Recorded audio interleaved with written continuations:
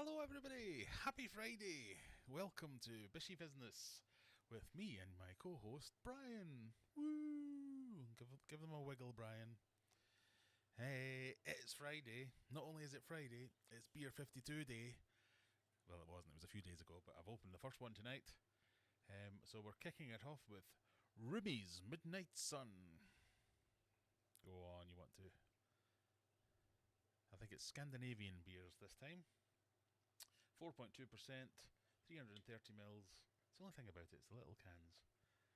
Simcoe, Amarillo, and Strata give the crushable Session IPA the soft sweetness of tropical fruit and ripe citrus without the sour.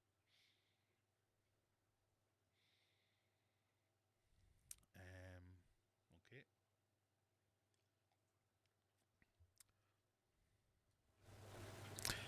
It's very quiet. That'll be because I turned the sound down from the mic last week. And now I can't remember where it's normally set at. So we'll go with about there. How does that sound? Better? I'm going to assume that's better because it's green. That's because I forgot to say, can you hear me, can you see me? There we go, that'll do. Anyway, as I was saying, welcome everybody to Fishy Business on a Friday night with me and my co-host Brian here. Give them a wiggle, Brian. Give them a wiggle, Brian. Give them a... There we go. Close enough. It's... I forgot what I was saying there. Oh yes, not only is it a fantastic Friday for Fishy Business, it's also Beer 52 day. So I've got a whole new crop of beers I've been saving up for the last few days. So, there you go. That's what it was. Ruby's Midnight Sun is the first one, which is meant to be fruity without being sour.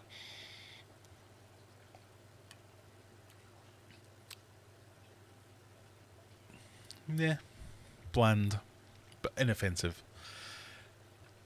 So, what have we got for you tonight? Well, it's a brand new month, so I hope you're all eagerly rubbing your hands waiting to get onto the quiz so you can make a claim for Quiz Supremo. Last week we won, I forgot what month it was for a second there.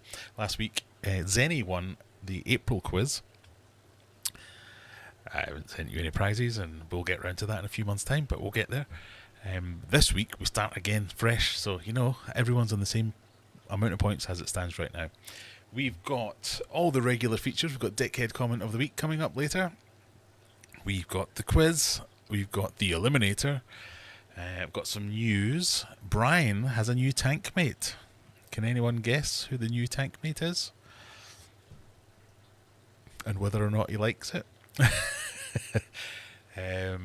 I've made a new tank this week. I've made some adjustments to various other tanks this week. I've also today I've started an Etsy store. I've been getting all artsy. I'm not entirely sure whether or not it's good or not yet, so I've ordered some of my own product to see whether or not they come. I say getting artsy. I've taken some pictures, I've doctored them a bit, I've run them through some AI models to jazz them up a bit, and hopefully another avenue, so as when I inevitably get fired, made redundant, the company goes bust, whatever it is, I have a second income stream to live from. But yeah, we've got all that coming up. I did have a threat from JT Keeping Fish that he was going to come and join me, but I haven't heard from him. Admittedly, I sent him the link maybe 5 minutes ago, so that's understandable if he doesn't. Yeah, in fact, shall we get the early ones out of the way? Say hello to everyone who's coming so far. Lily says hello. It's a lovely day in Bolton. I heard it was a lovely day in Bolton. I was speaking to some people from Bolton today. It's been a meh day in Sheffield. It's been fair enough, but it's not been lovely. Brian's in. Nice to see Brian. Carl Hetherington. Nice to see you. There's Graham's crack going. That could be taken any of several ways. Stuart's in from a lovely sunset Wolverhampton. Crack of the beer, thank you for clarifying. A bit low, yep, no sound, no sound, no sound, no sound, no sound. Volume, Graham. There we go, we're back.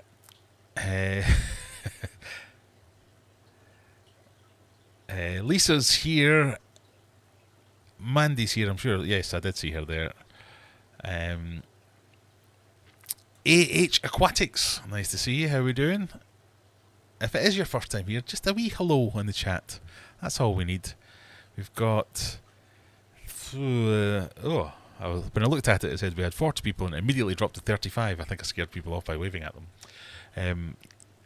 I'd love it if you subscribed. I'd love it if you went and watched all my videos. I'd love it if you joined as a member and donated thousands of pounds on super chats. But I'd love it most if you just said hello so we can see you and say hello back. We're quite a nice group of people. Lisa says she's got an Etsy. I've never sold anything though, but I've bought stuff from it. Yeah, this could go nowhere. It's no different to me having my own website and selling stuff on there, and I will be selling the same sort of stuff. It just seemed a little bit easier to link everything together, and I think being on Etsy as a platform might have more eyes than some random douche aquarium YouTuber website. You never know, there might be some odd people who like some fishy stuff, so we'll show you some of that in a little bit. I think it's cool. It's going to immediately be labelled as AI generated crap, but I own the original copy. And I designed the prompts myself, if that counts.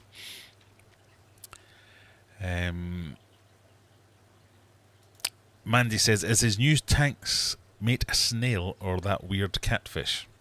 I don't see anything, or is it still in QT? It's not a snail, and it's not that weird catfish, although it is an elusive fish. Oh, I've really hurt my head somehow just by doing that. I see it. Brian's tank mate is a pineapple house, as in SpongeBob. Well, that's a new house for Brian's tank mate, which Brian's tank mate has not gone anywhere near. KZ Tropicals from Jordan, nice to see. How we doing? Apple Creek HG Ryan Upchurch fans, that's a name and a half. Yay, I caught alive, nice to see you. Chitslid Addict, Cichlid Addict, nice to see you too. What fish is behind you? This is Brian. Brian is a giant gourami with an attitude problem. Sometimes the attitude is with me, sometimes it's with other fish. But he was in my mega tank. If you're new here, I've got a couple of mega tanks. He was in one of them and killed everything that was going. So he's been moved into solitary confinement to think about his actions and see if he can learn from his mistakes. So far, the evidence is pointing towards no, he cannot learn towards his mistakes. So yeah. He's a very personable fish. You will find a playlist on my channel of Brian trying all manner of exotic and non-exotic foods. If you want to see more of Brian. Hello, says Mary Daniel. Hello yourself. Etsy is real. It is a real thing. Hi from Sweden. Hi Hans, how are you? Did Brian get a pleco? No, other Brian might have got. That Brian did not get a pleco. AH loves the new Tiger Barb tank. The green background is great. It is, as someone in the comments pointed out. Clever move there. Insert meme of guy tapping head, looking knowingly into the camera. A green background, no one will ever see the algae. Pleco of some kind? No. There's another fugging in here. I don't know what that means. But hello, Tommy. How are we today? That is not Brian. I am Brian. I'm a little Scotsman with a short person attitude. No, so Brian's new tank mate, there's a story that goes with it. My Mega Tank 2, which is my big 12-foot long discus tank with all kinds of community fish in there, as well as discus.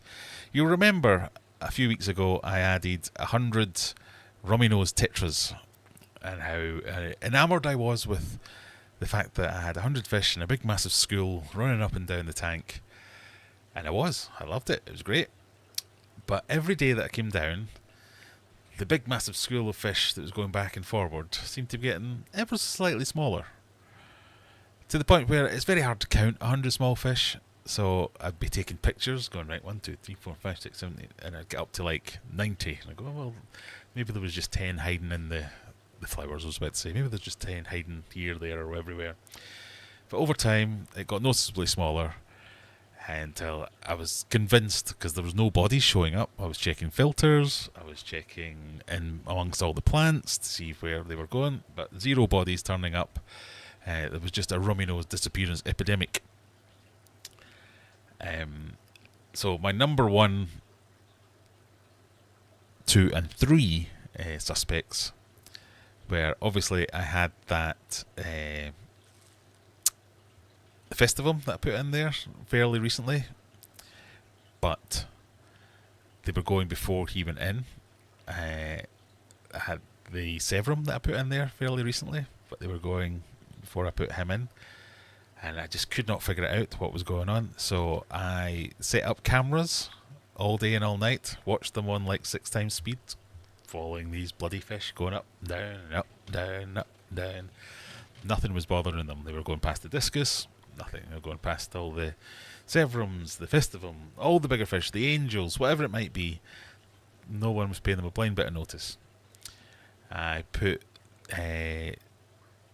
cameras on them during the night so I could see, but it's just so hard to see anything. The cameras just weren't good enough. Couldn't see anything. Ding, ding, ding, ding, ding. So I camped out down here one night. I spent hours down here watching for the knifefish, the black ghost knifefish. I thought, he's the only one. He gets active during the night. He gets active during the day, but he gets mostly active during the night. He's got to be coming out and doing that. And I have had one before, and he's pretty big. As was the last one, but the last one lived with neon tetras, cardinal tetras, all kinds of small fish. Did not pay them any attention whatsoever.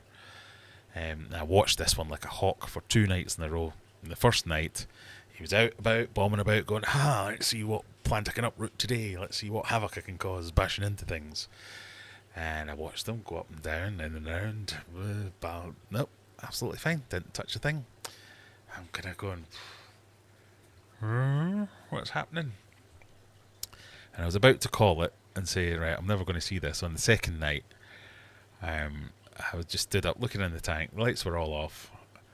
He walked straight back. He did not walk straight back. He swam straight past me.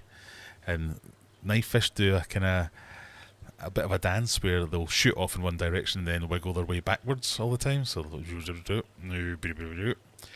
he did this into a group of sleeping rummy nosies, and as he went he went hum hum hum hum and ate 4, just like that. He went jump jump jump jump, and as he got there after the 4th one, I swear to God, he turned round and looked at me and went, shit, or the fishy equivalent of shit, I've been caught. So it's just not the just one picking it off with one, it was chomp, chomp, chomp, chomp. Ugh. So it was the black ghost knifefish. So the black ghost knifefish, I then spent an hour trying to catch, because he's an elusive little fecker.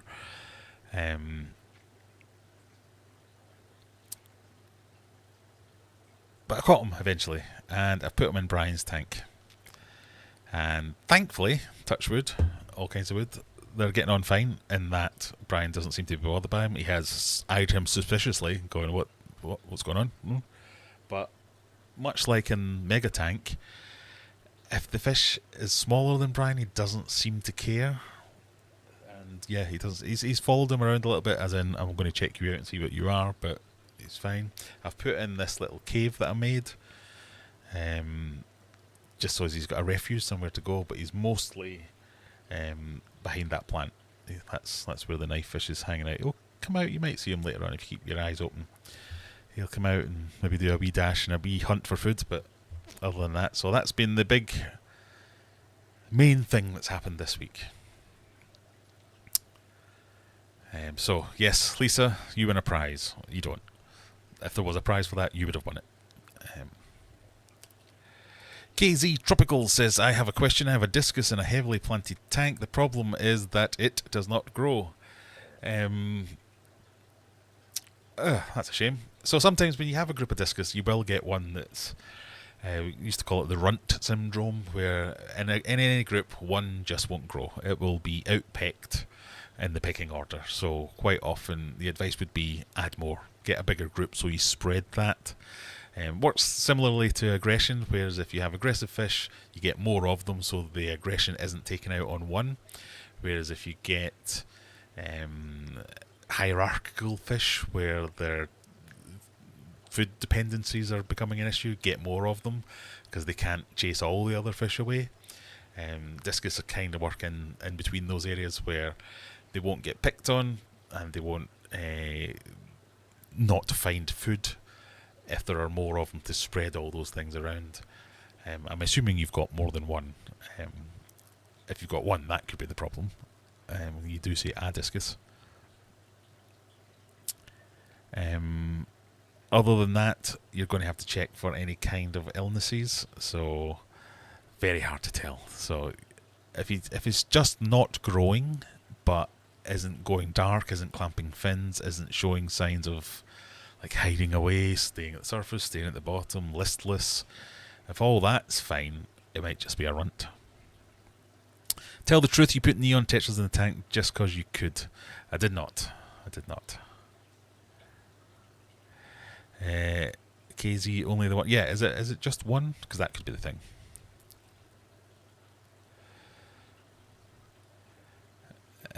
I hope today's quiz is easy. My entire nervous system will be shot after completing this annual self-evaluation for work. Oh, self-evaluations, the biggest oxymoron. Yeah, I both hate and kind of love self-evaluations. I don't get why more people don't do it like I do. We have to do them in our place. Self-assessment. And they split them into different sections for all the different... so you can a technical self-assessment, a management self-assessment, this, that. My approach to these is I'm amazing at everything. I basically answer every question in such a way that I could not be better. There's probably no one in the world that's better at this thing that you're asking me about than I am. And the onus is then on my manager or someone else in HR to prove me wrong. So I get all my colleagues, I've had people in my teams, I've had other people work with me going, oh, I don't know what to put about this. Oh, it's asking me how good I am at managing my time. I think I might put a 6 out of 10, or maybe a 6.5, because, you know, so I do have to think about it. And I'm like, put 10. Why would you not put 10? Put 10 and make them mark you down. And the more you argue about it, the less they're going to mark you down. How innovative am I? And there is no one more innovative than I.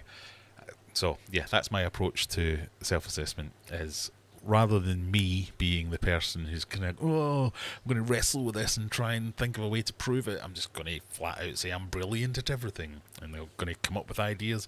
And I remember once, one of my projects had to buy a load of network kit. We put the quote in and it came to something like £1.2 million. And by the time we came to actually buy it, I thought, I'll just do another quote. Can you refresh this quote? And it came out at just under £1 million. So in my self-assessment, I personally saved over £200,000. Had nothing to do with me. It would have happened when we ordered the kit anyway. I've had other things where it was my idea to do this. Yeah, I was in the room when the idea was thought of. Prove it wrong. So I feel your pain, because I know a lot of people struggle with them, but yeah, I've reached an age where I just don't care anymore. I've been using your fish food, and it's great, actually. Whose fish food? My fish food? How did you get my fish food? If it's my fish food, excellent, thank you. If it's not my fish food, whose fish food is it? Because if it's great, I'll need to try it. I know someone who did a video on Discuss. Can't remember who. Do you know Rebecca? What? Oh, that's meant to be Discus. And Rebecca did a video on keeping Discus alone, didn't she? I'm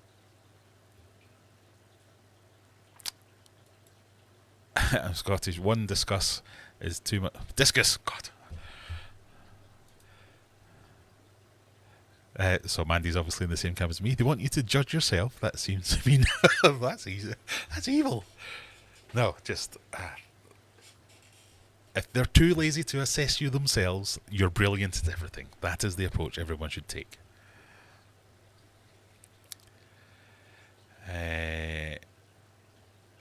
Okay. What with the fish with the tiger barbs with the coloured up red back? Emperor tetras. Yes, Emperor tetras.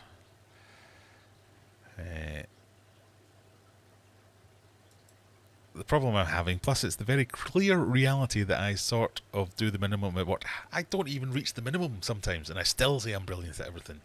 Honestly, the fact that you don't like giving yourself a 10 out of 10, there's someone else who doesn't want to mark you down 10 steps. So you come out better in self-assessments.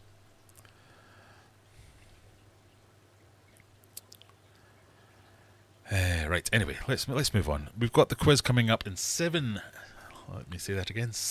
minutes or thereabouts. Just for Lisa, there's a scanny thing, and for everyone else I will put the link into chat.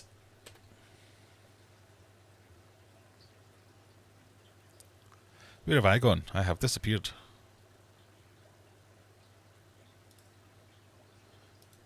There I am. Oh, I'm behind the comment. Whoa. Shall I go up? Where shall I go today? Shall I go up here? I can look down on everybody. We have self-assessments. It asks about outreach, training, etc. I always put aquarium stuff as out. Yeah, just talk bollocks. Yeah, it's so hard for them to. I don't know why they don't get it. That it's so hard for them to argue down anything you feel about trying to come up with proof that you're amazing at something. It's 10 times harder for someone to argue that you aren't.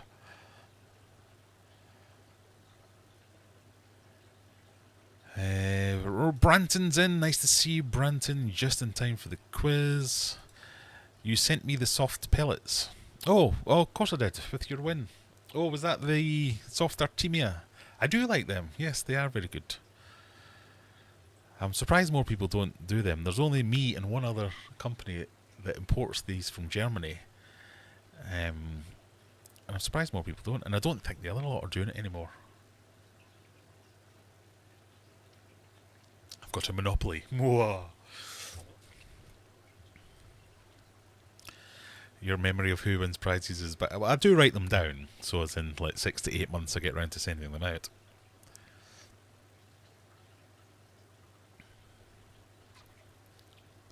Fishram Link, thank you very much. Turn that button blue, like button, and smash subscribe to show your appreciation. That would be nice. Yes, thank you very much. Nabo's in. Tiger shark, Latin name, blah, blah, blah, blah, blah, blah, blah. First part, translate roughly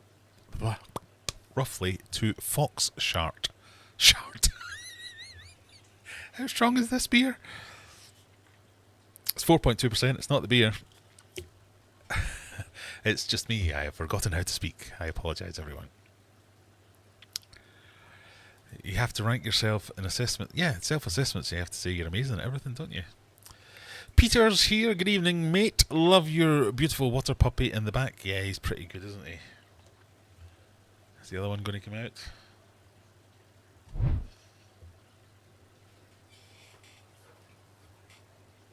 I'll give him a wee feed.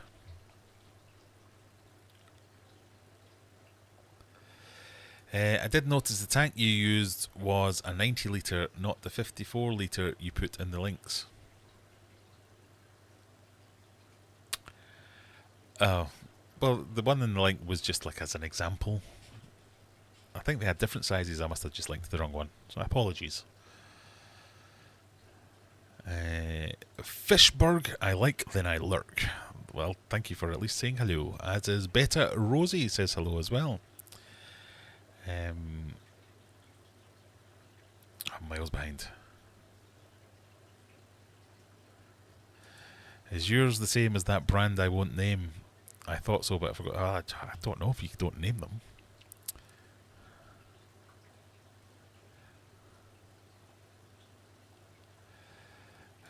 Fox Shark is something else entirely. It is. It is. Right, we've got 13 people in for the quiz. A little reminder of the quiz link into chat for everyone else to catch up. Remember, this is your chance to get in ahead of the crowd. Juggler hasn't even turned up yet. The soft Artemia was a giveaway, but I suspected that it was the same project for a while. product. There you go. That's the link for the quiz for anyone else who's interested. So, yes, that's been my week. I've been doing some fish moving. If you've seen my recent video, I've also built that little tank. I thought it was high time I did a normal tank rather than here's my 8 foot, 12 foot, whatever ridiculous project. Just a nice, achievable, normal thing. And can't lie, I've had it for a couple of days longer than you've seen the video, and I'm loving it. It's fantastic.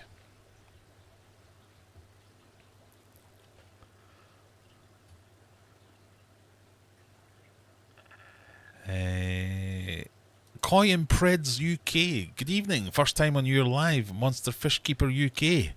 Love your giant Grammy. Well, I've got other monsters as well now, so I feel like a proper bona fide monster fish keeper now that I've got all kinds of things.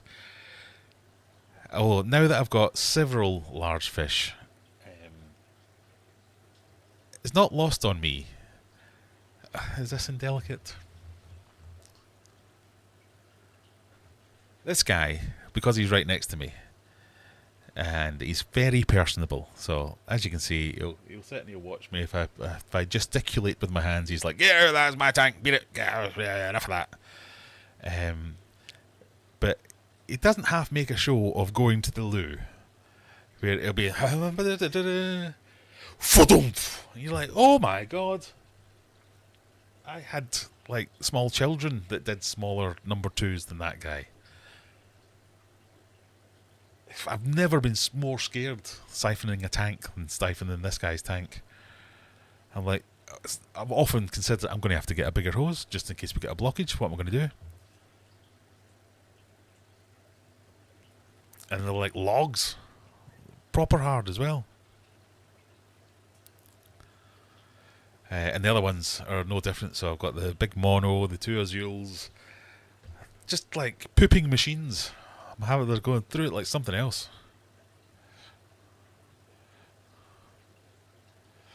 Anyway, sorry about that little interlude. Right, we're about ready to do the quiz. I'll just do a quick run through while everyone else joins in. Branton says you can play. Excellent. Aquatic News Network. Foxes eat a mass of berries. I bet they shard all the time. Never say jugglery. Turns out you have to say it 3 times. I actually checked. If it is the same product, mine's cheaper for the win. Or should I put the prices up?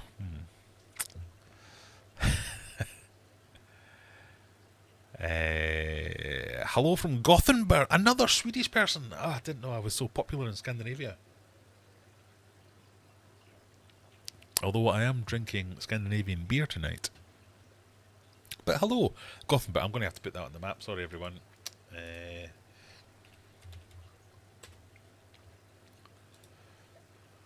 I'll do the little face.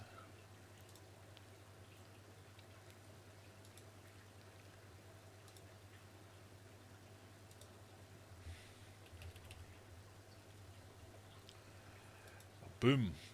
2 Swedish people. Do you know each other? Sorry, I hate it when people do that to me. I met a guy from Scotland once. His name was Dave. Do you know him? There we go. That's all the people we've got.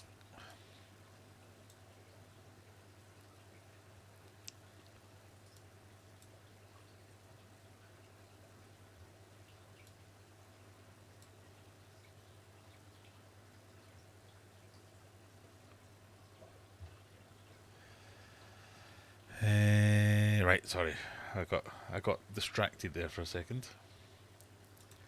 Are we about ready for quiz? You should see Ray's going to the toilet and do a little song and dance. Yeah, this guy doesn't have to make a song and dance of it.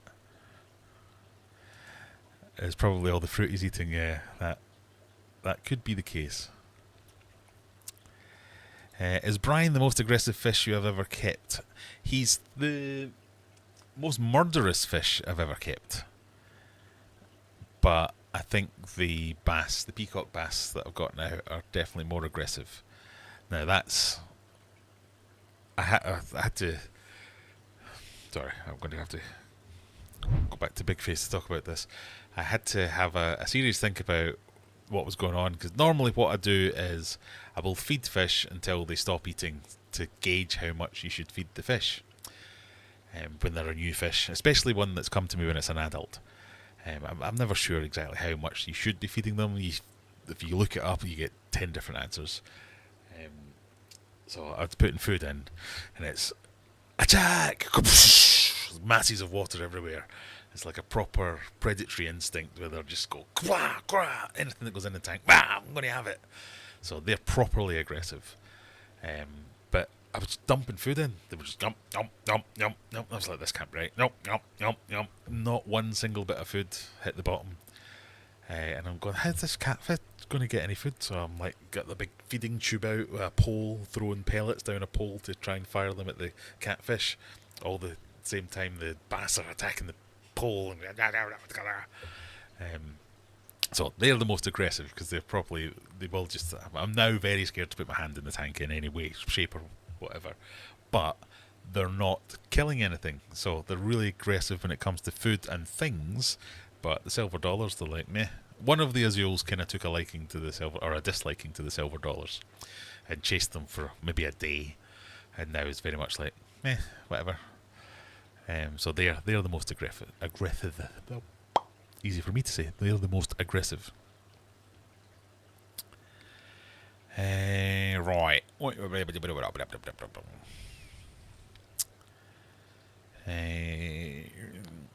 about the flower horn? The flower horn is the one that's drawn the most blood. But he wasn't... he was aggressive, yeah. So he would regularly draw blood, but I was still brave enough to put my hands in the tank to do stuff, and I would just move them out the way. I think I would lose a digit if I did that in with those big fish. Exodon's not the most aggressive. No, I mean they were quite aggressive feeders, but they're only little tidgies things. So yes, they would do a good feeding display if you like, but if I put my hand in the tank, they wouldn't go anywhere near me. My peacock bass are savage at 20. Yeah, these are enormous as well, and they're also savage, so I can well believe it. Right, quiz. Everyone, get in the quiz. Last chance. There you go. You had to get protective gloves. I know I did. I'm going to get like chainmail gloves if I ever have to do anything in that tank. Right, that's the link if anybody wants to play the quiz, but we're going to start very soon. And then we'll do Dickhead comment of the week. But here goes the quiz. Good luck, everybody. Will I get myself another beer?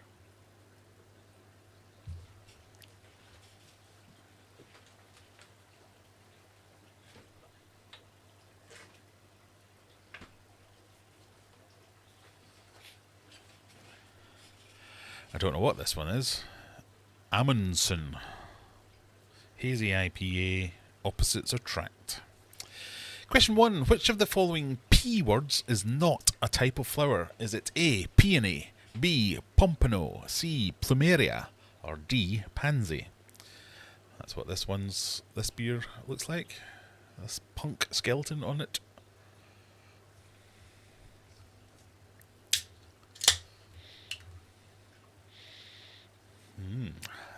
Hazy is my favourite. Let's see how hazy it is. Which of the following P words is not a type of flower?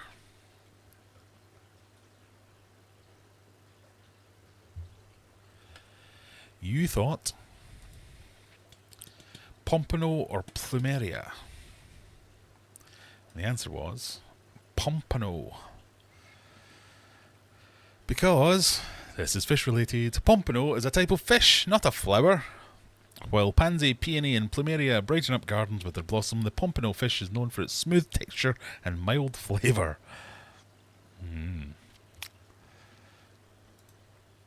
Fastest finger on the board was Zenny McGinger. Well done, Zenny.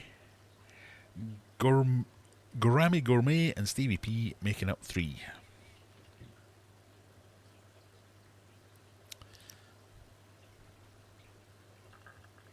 Question number 2. What trivia question do you want to ask your...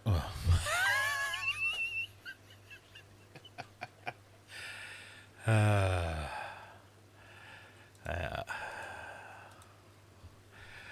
well, smells like something's burning.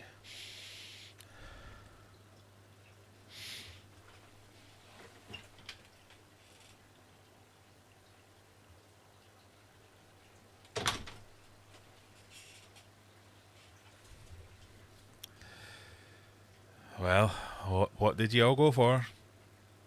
I can't believe you didn't all go for answer option D. It's clearly answer option D. I made them all correct because I'm an idiot. So this one's just about how quickly you took advantage of my idiocy.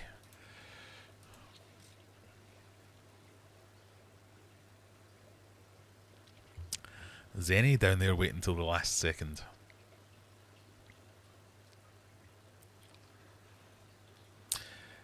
Question number 3. Yes. What anniversary does Cinco de Mayo commemorate in Mexico? Topical. Kind of. Almost. Is it Mexican independence, Mexico's victory over the French, the Mexican Revolution, or nout?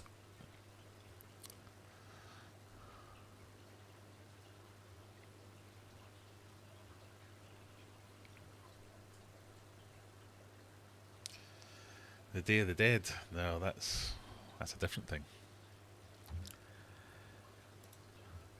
You've gone for mostly Mexican independence or possibly Mexican Revolution, but in fact, it was Mexico's victory over the French.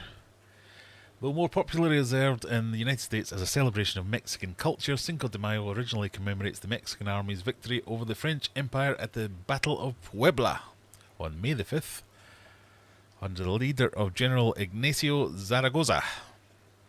There you go. When did the Mexicans fight the French? They did it in 1862. Bloody French. Going around the world getting all uppity. Well done, Stevie P. This one's quite nice. Well done, Sushi Side and Fishy Friday. Yeah, I'll give that a solid 7. Question number 4. How many runners crossed the finish line in last week's London Marathon? Was it 56,000, 8,000, 19,000 or 31,000?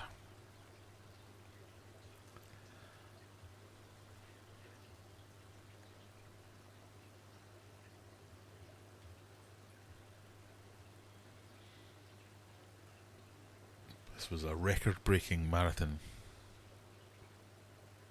for attendance and for times. As if I know anything about running. What do you think? 19,000 is the most popular answer, but it was in fact 56,000 idiots voluntarily. What was it Rebecca said earlier? Voluntary torture. Yes.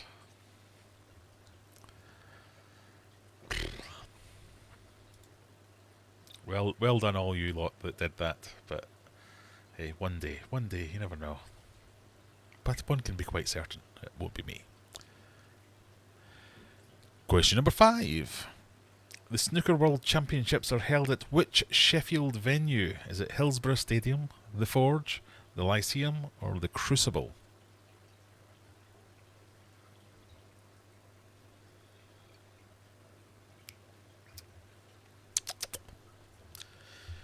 The Snooker World Championships, which are on at the moment, are held at which Sheffield venue? All the Americans are going, oh, snooker. So, sorry, Stephen. Not even just sports ball, obscure sports ball from Americans' point of view. Oh, forgot to show you the answer. The answer is the Crucible.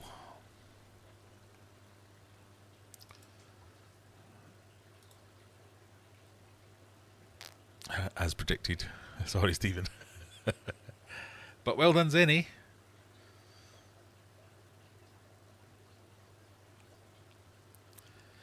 Question number 6.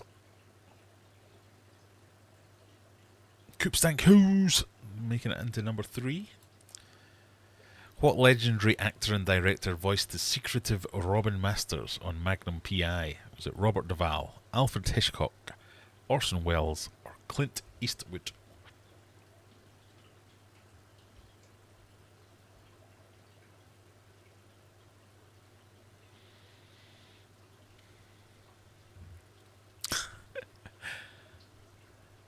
How far is it? Like 3 miles? It's a bit more than 3.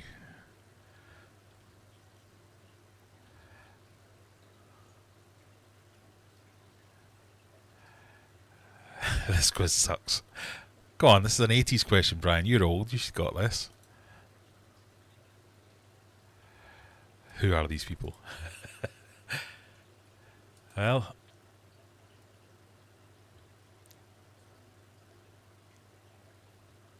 that's what you thought, but the correct answer was Orson Welles.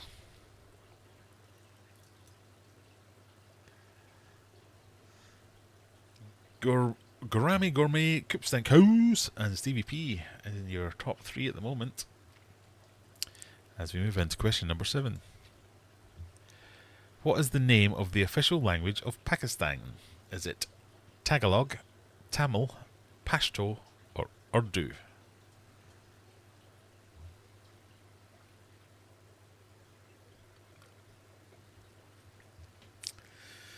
In Pakistan, do they speak Tagalog, Tamil, Pashto, or Urdu? Or Urdu?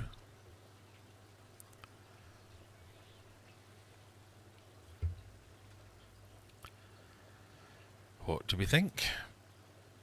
Nobody thinks it's Tagalog. That could be interesting. 6 each for Tamil and Pashto and 11 for Urdu. Of course it was Urdu.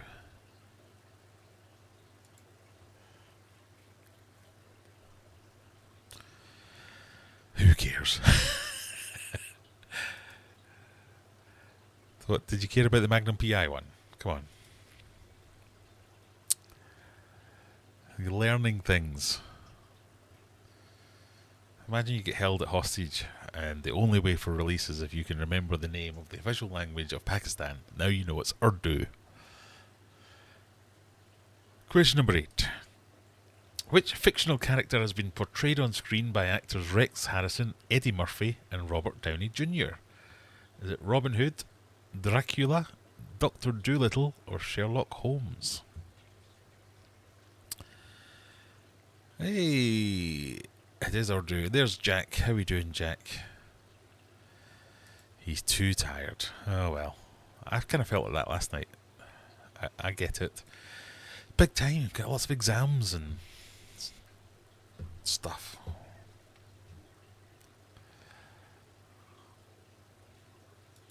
Balls, I answered too fast. Who was it? You mostly think it was Dr. Dolittle? Because it was Dr. Dolittle. It was indeed. Well done.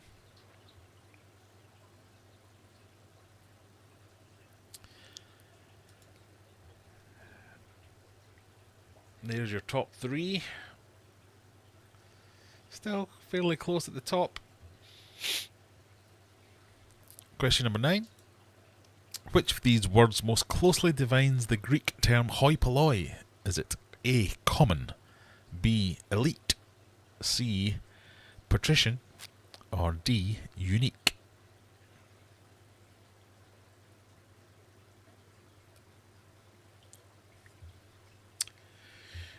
Ooh, but the hoi polloi.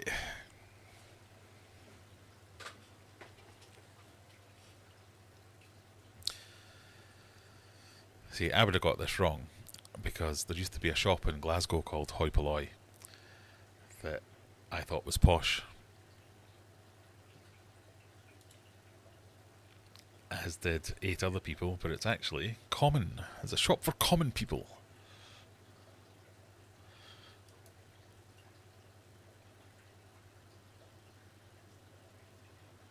The descent starts. What?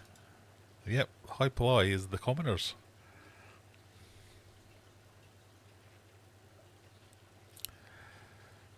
It's posh. It is not posh. You may have fallen for the same thing as me, as having the shop in Glasgow called Hoi Polloi, thinking it was posh.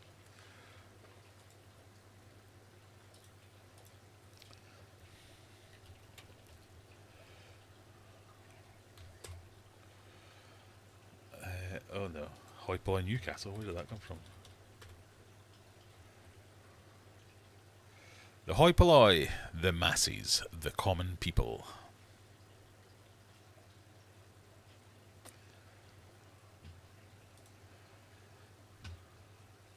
Right, question number 10 is your gambling question. Remember, you can risk all, some, none of your points. If you don't risk any points, you can't win any points. Here comes your cryptic clue for question number 10. Oh, ho-hee ho-hee ho is how that's meant to be pronounced.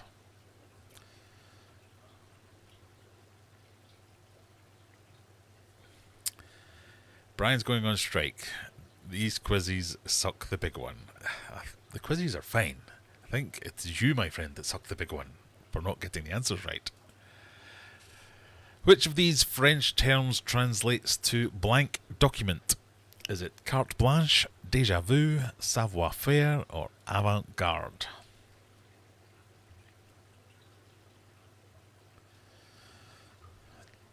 Jack is already in bed, going to nod off to the sound of my soothing voice.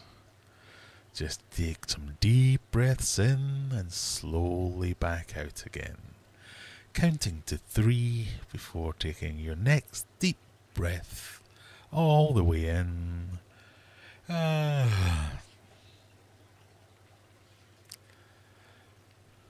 Wake up!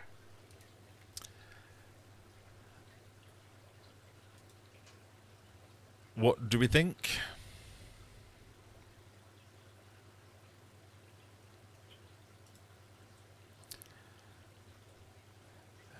The correct answer is, of course, carte blanche.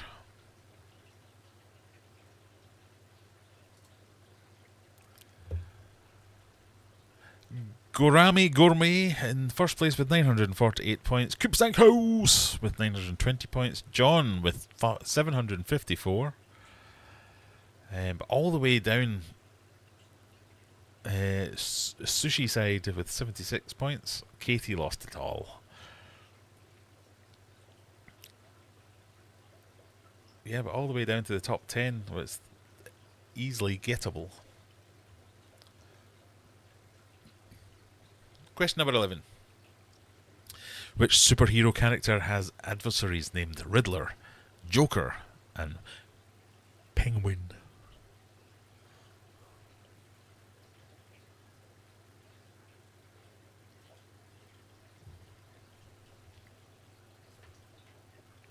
Superman, Captain America, Batman, or Spider-Man?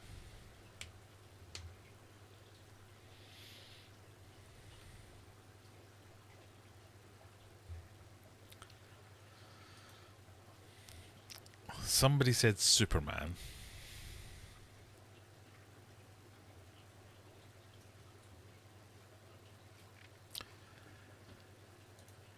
It was, of course, Batman who has said adversaries.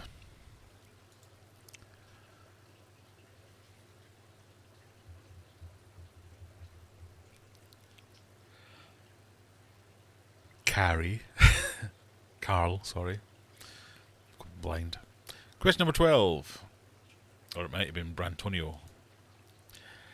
What is the nickname given to the very last player picked each year at the NFL draft? Is it Last Call Paul, Mr. Irrelevant, Captain Clinch, or Lucky Larry? What is the nickname given to the very last player picked in the NFL draft?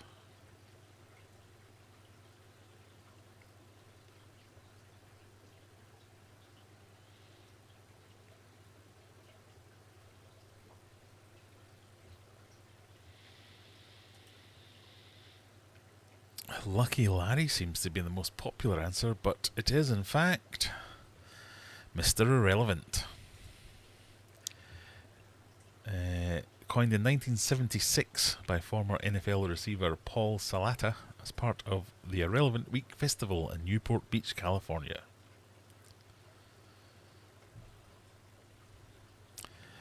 Now you know.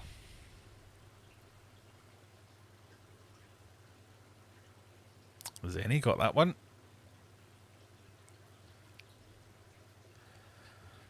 Sports ball. What is this draft thing? It's when all the college American football players turn professional. Depending where they came in the league, the teams get to pick them in order. So, yeah, it's like I was going to say it's like a draft, but it is literally a draft. Question 13. The city of St. Petersburg, Florida, shares its name with a city in Austria, Germany, Poland, or Russia.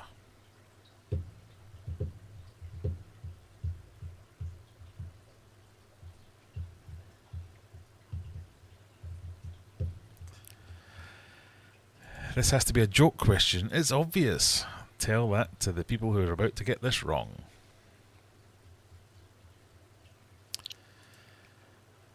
Because not everyone went for the right answer, which is Russia.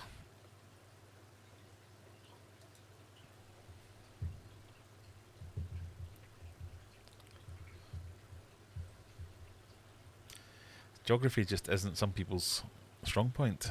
That's why I keep putting in geography questions. Question number 14. The term Pope originates from the Greek and Latin words for, is it A, father, B, brother, C, healer, or D, leader?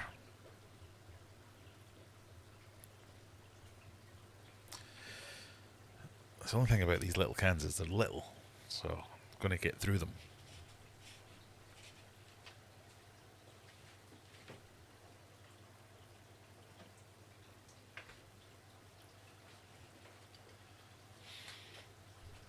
Is Pope Greek or Latin for father, brother, healer, or leader? Almost everyone going for father. It's father. Well done.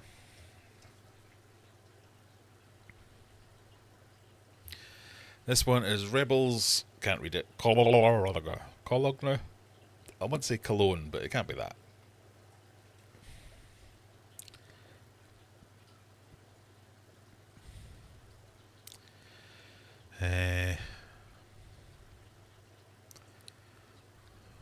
Don't know what this is meant to taste like. When the conditions seem stagnant, while the masses are acting synthetically uniform, even the slightest act of defiance is noticed immediately. It's just beer.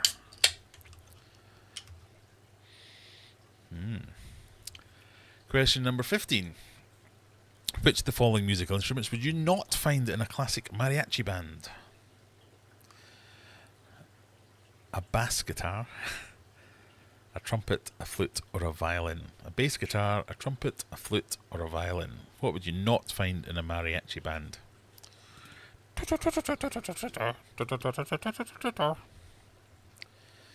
Bit peely-wally.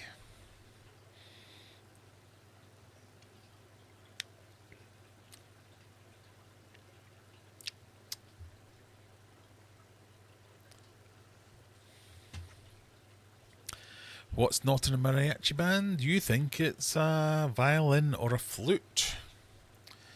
It is, in fact, a flute is not in a mariachi band.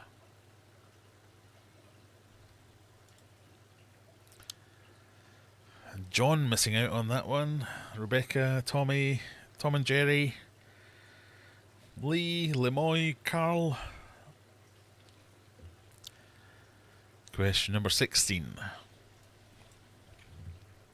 Fun with flags. What is the method of signalling with lights or flags? Is it Morse code, semaphore, vexillology, or gigawave?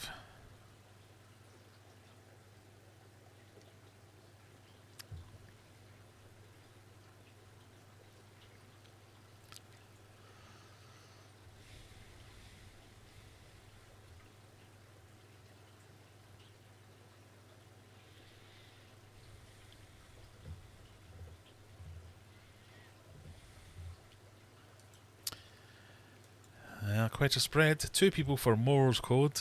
Come on. Come on. It's like Morse code. Morse code. Gigawave, I just made up. So thank you 2 people who thought that was legitimate. 4 went for vexillology, which is the study of flags. But signalling with flags is called semaphore.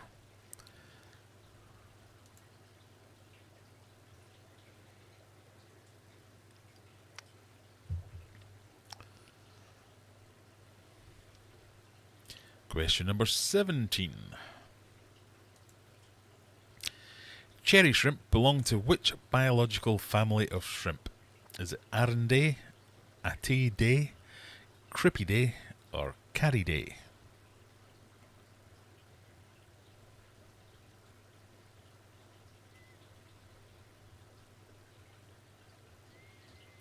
Come on, Brian. You're talking about shrimp. This is one just for you. I didn't know before I wrote the question, I must admit.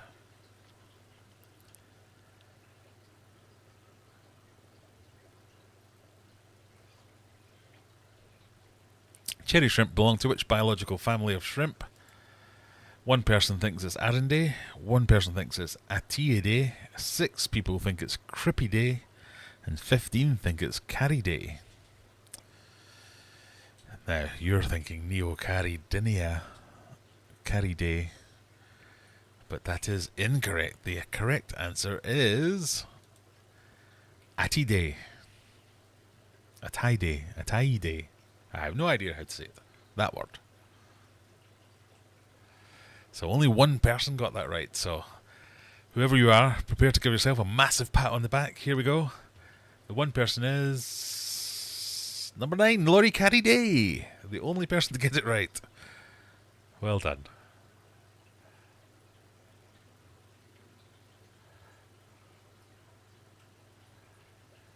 Hey, top 10's always a good place to be. Question number 18. What is the name of this massive battle station of the Galactic Empire? Remember, it's always May the 4th be with you. So, obligatory Star Wars question. Is it Dark Orb, Murder Moon, Superstar Destroyer, or Death Star? Hopefully an easy one for you, for even if you don't know Star Wars.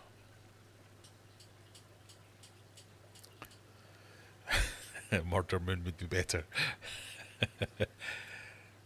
It's kind of literally nail on the head. Well, Death Star. Similar. Everyone's gone for Death Star because it's Death Star. So that's about who answered it fastest. Any 90s in there? I can see some 87s. Scoop Stank House. Jack Tank on 87. I thought we'd have got a 90 with that one.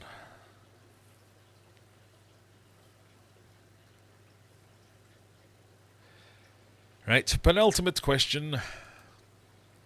What pop group continued without singer Stacey Ann Ferguson after she departed in 2018? Was it Savage Garden, Gym Class Heroes, Black Eyed Peas, or Pussycat Dolls? What pop group continued without singer Stacey Ann Ferguson after she departed in 2018?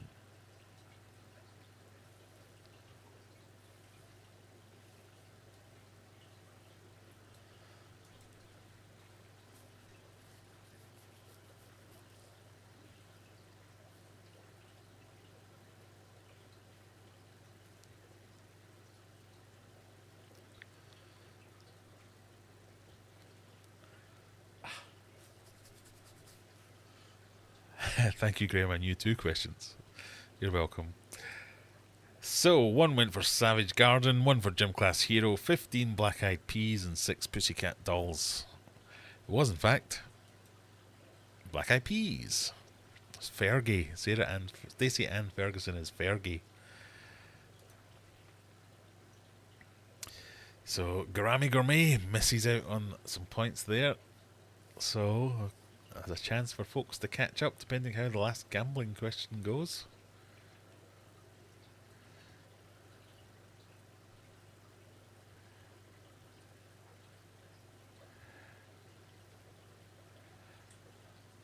Departed sound like she died. It does a bit, doesn't it? Right, here's your final question. This is the gambling question, remember. Whatever you want to bet, stick that number in. Good luck. Question 20. May the 4th be with you. It's potentially another Star Wars question. Or a question about things that happen on May the 4th. Who knows?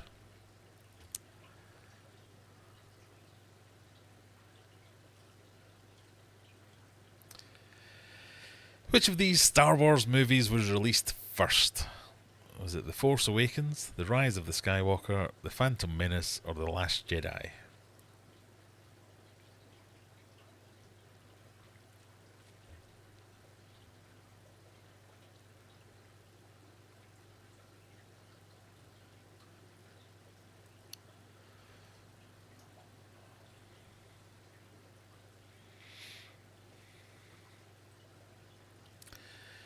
Which of these Star Wars movies was released first out of The Force Awakens, The Rise of the Skywalker, The Phantom Menace, or The Last Jedi?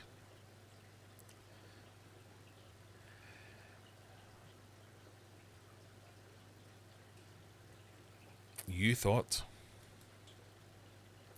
4 of you thought it was The Force Awakens. 2 of you thought it was The Rise of the Skywalker. 14 of you thought it was The Phantom Menace even. And 3 of you thought it was The Last Jedi. I did not think that would be as hard as it appears.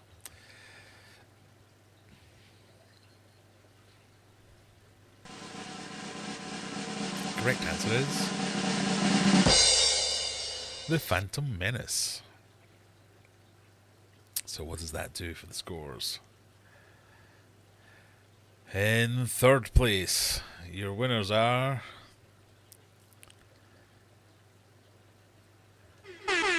John makes it into 3rd place. Well done, John. 2,408 points. We've got Cube Tank House with 2,784 points. And our winner tonight, Gourami Gourmet, with 3,084 points. Well done, everyone. I'll now do a bit of live spreadsheeting just to get that out of the way.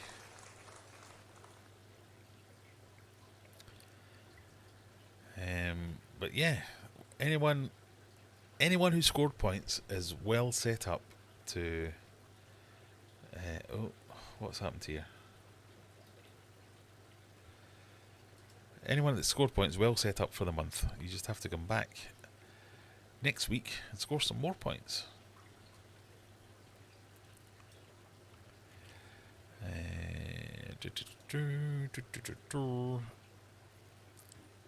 I need to find April's. April. No, May. Idiot.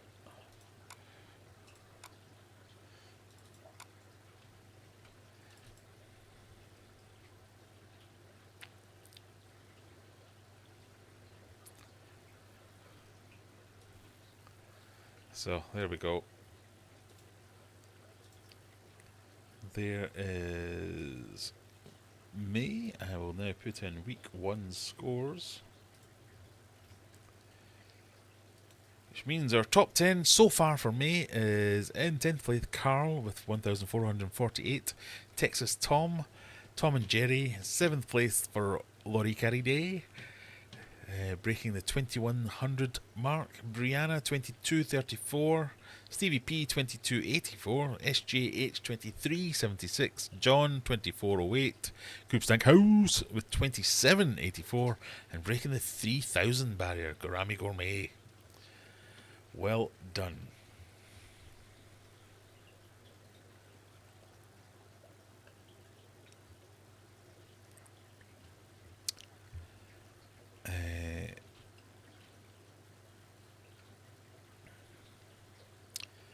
I would like more geography and less American stuff. Coop's Bakehouse, best score ever. Hey, done well. Likes a bit of spreadsheeting for the Aquatic News Network. See, you've changed your tune. I wasn't mad at the Star Wars stuff. It counterbalanced the sports ball stuff. There you go. Juggler was here. Juggler was here and missed the quiz. What's happened? Wait, there was loads of questions about films, and Rebecca ended up with positive points. And apparently she's been forced to watch Star Wars a lot, though, so that makes up for it. See, as he said.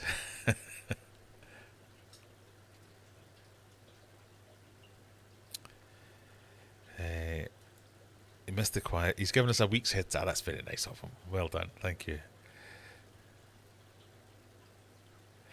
Boots and Cats has just missed the quiz. No, you're too late.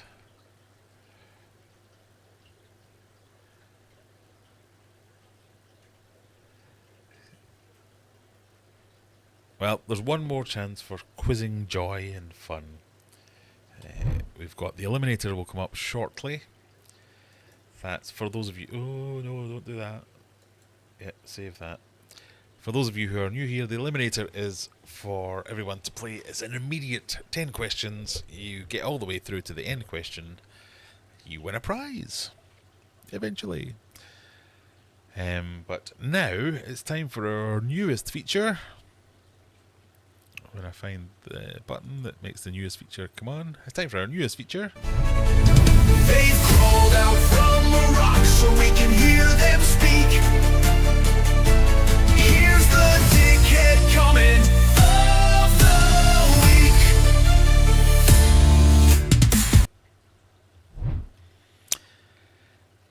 week. Don't have one again.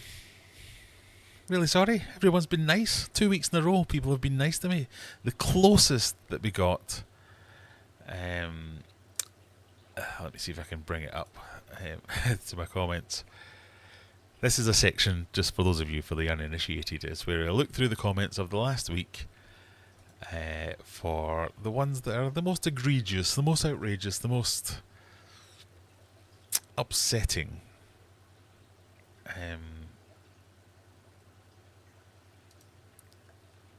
But there just haven't been any. Closest we got was a comment today about the last video about the Tiger Barb tank, where I went into in some detail saying the tank's in front of a radiator. I'm looking at options to test whether or not that's an issue with blocking the heat. I've been trialling this fan to move the heat around, but it's fine. It's not done anything. And there's been a tank sat there for, not that tank, but there's been a tank there for as long as there's been a radiator there. And it's all fine. And somebody went, "Ah, you've got a tank in front of a radiator? No!" So, I don't think that's a dickhead comment. That's just, I've clearly explained in the video that it's not a problem. Why do you think it's still a problem? Radiators can get up to 70 degrees centigrade. So, it's not sitting on the radiator, it's just near it. Chill. But yeah, no nasty comments. Do you know, it's been so long since I've had... the way YouTube comments works is if it's really bad, it goes into the held comment section. Not had one in the held comment section for months. I used to get them fairly regularly. Have I chilled? Has everyone else chilled? What's going on? Why is everyone so nice? But yeah, nothing really bad. I got one person say, "Wannabe MD fish tanks." That's hardly a dickhead comment. It's hardly a slur. I'd love to be MD fish tanks. I'd love to be able to make a living out of this nonsense. I'd love to be able to make lovely tanks all the time for no reason whatsoever. So, yes. That was the closest we got, and it's just one of those things where are you not allowed to be inspired by other people taking... I would love it if people took inspiration from things I did, so I'm sure MD Fish Tanks loves it when people use his videos to help them aquascape. So the reason I mentioned it is because there was a couple of times I said, well, I learned this thing from watching an MD Fish Tanks video. I don't watch loads of fish keeper content in general, so it's not like I obsessively watch anybody's videos in fish keeping wars. I watch most things I watch are about cars, and I'm not even into cars that much. Yeah, I have channels where I will watch every video that comes out, but none of them are fish keeping channels. I'll watch fish keeping channels every now and again just to see what's going on. And MD's is one of those where I will watch it every now and again. But yeah, the whole point of these people making videos, including myself, is that other people get inspired by the things we make in the videos and try them out. Don't think it's a slur as such. So, yeah, sorry, nothing. They've crawled out from a rock so we can hear them speak. Here's the Dickhead comment of the week.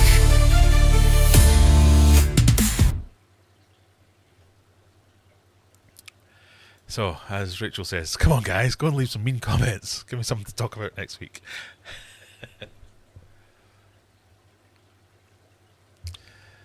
Have you checked the filters? Yes, I've checked that one as well.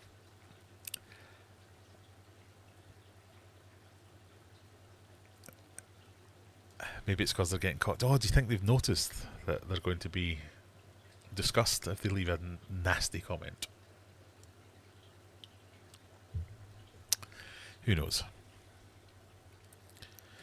MD Fish Tanks is a bit repetitive, I feel. Well, maybe that's... I don't notice that because I don't watch all his videos, so that's fine. I mean, at the end of the day, we're making content about fish tanks. How much can you do?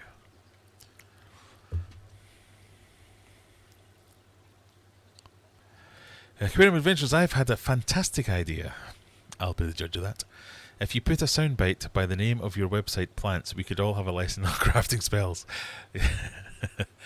Yes, I did once have a discussion with George Farmer about that, saying every time he talks about plants, it's like, am I watching Harry Potter? What's going on here? I don't get this. Hobbytown and Chili and Koi, Dean. I love these descriptive names, so I can just go with Dean. I can ask how you're going on with the Temu filter. Fine, loving it. I'm going to do one of the next videos will just be like a general things that are happening in the fish tank, because I have heavily modified the Temu filter. I have not, that's not true. I have minimally modified the Temu filter, and I'm using some of the pipework that came with it for lots of other jobs around the fish room. But it works fantastically. That was the video that sparked the Dickhead comment of the week videos, because so many people are like, it's some Temu, it must be rubbish. I know they don't speak with that accent, but I'm sure they do. But filtration is a simple thing. Get water to get in contact with as much stuff as possible. It does it brilliantly. My only complaint is it could be a bit bigger. And guess what? They sell a bigger version. So I should have just bought the bigger one. What I've done is I've bought another one. So here's a sneak peek for a future video. I have been buying, slowly accumulating various filtration things from Temu.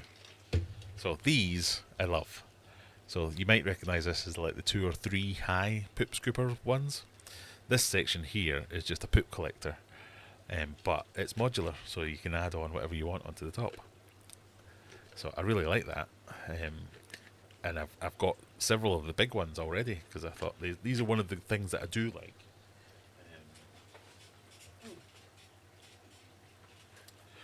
For instance, a bigger one. So this is just the bottom section like that, but what you can do is these are often a little bit too big.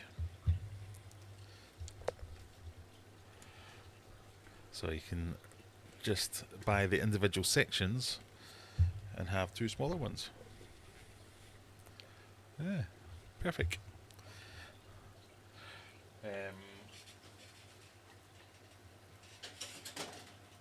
It's carnage of cost over there. So I've got a few of those. I've bought these things. Spoiler alert, worst thing I've ever seen. So tune into the video when I get around to making that.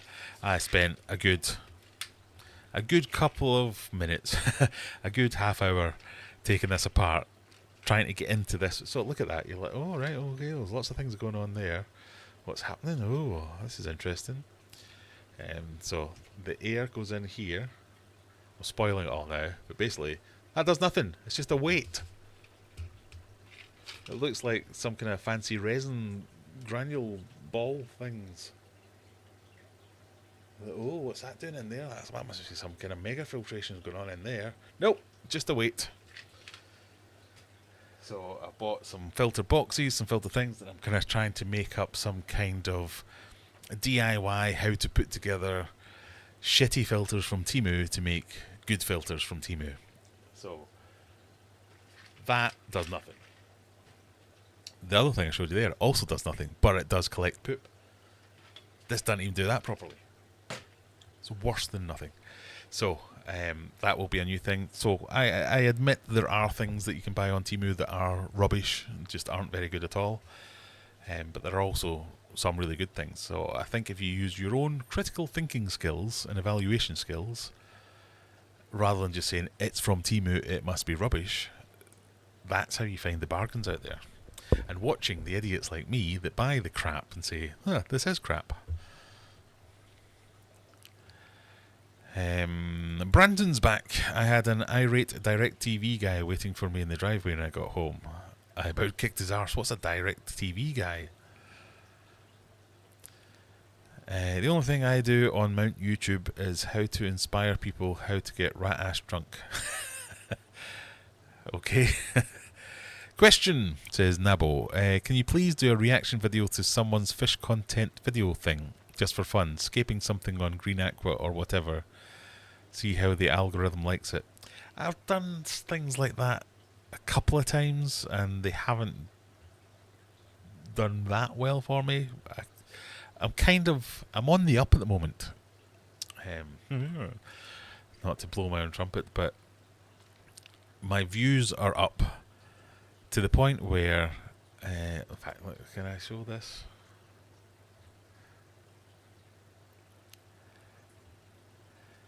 So my last video has like 2,500 views in the first 24 hours, and it's my eighth most popular video. So I'm like, wow, things are going quite well at the moment.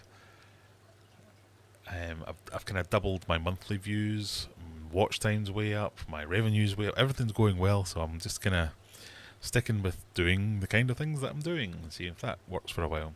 But I have done reaction videos to the Reddit threads, to other people. I don't like reacting to other people's contents because who am I to say something's good, bad or indifferent? Normally the expectation is that I go and review someone else's video and critique it and say something negatively critical, because that's kind of what works in YouTube. And yeah, I don't want to do that. I don't want to be out and out negative unless something is deserving of being negative, and then you're just being negative. So it's ever decreasing circles of negativity.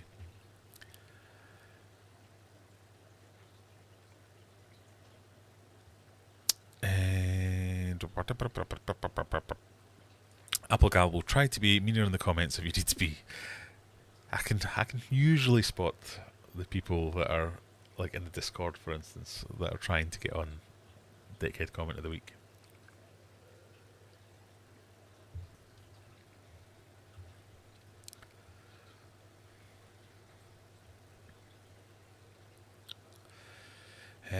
Most aquarium content is aimed at beginners, so I find it either too simplistic, too beginner, or just plain wrong. Yeah. I mean, I don't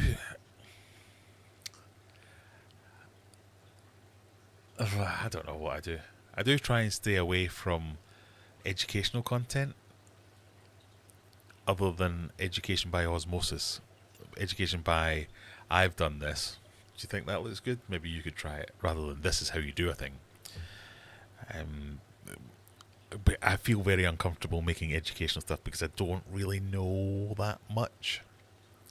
My expertise comes from trial or error, which is never, I think, a good solid base for teaching other people how to do things, other than being able to say, I've tried all these things, they didn't go well for me, this thing went well for me, maybe it'll go well for you.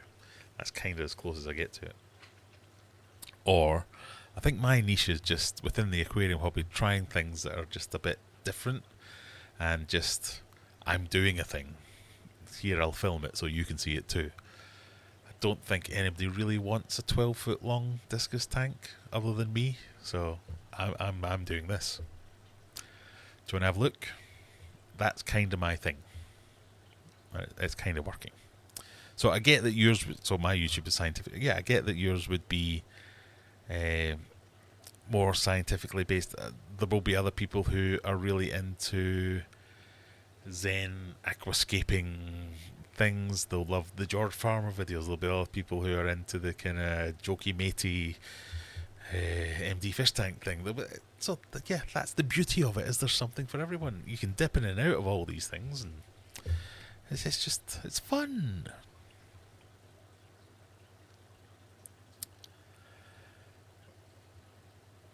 Paul McCarthy, hello Paul, how are you doing? Nice to see you.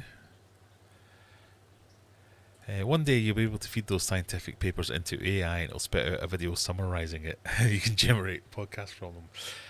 AI is scary, so I've been playing around with AI a little bit today. I threatened to show you this earlier. Hang on. So I spent the day, as a bit of an experiment, taking pictures of my fish. I do this quite a lot. Let me log in.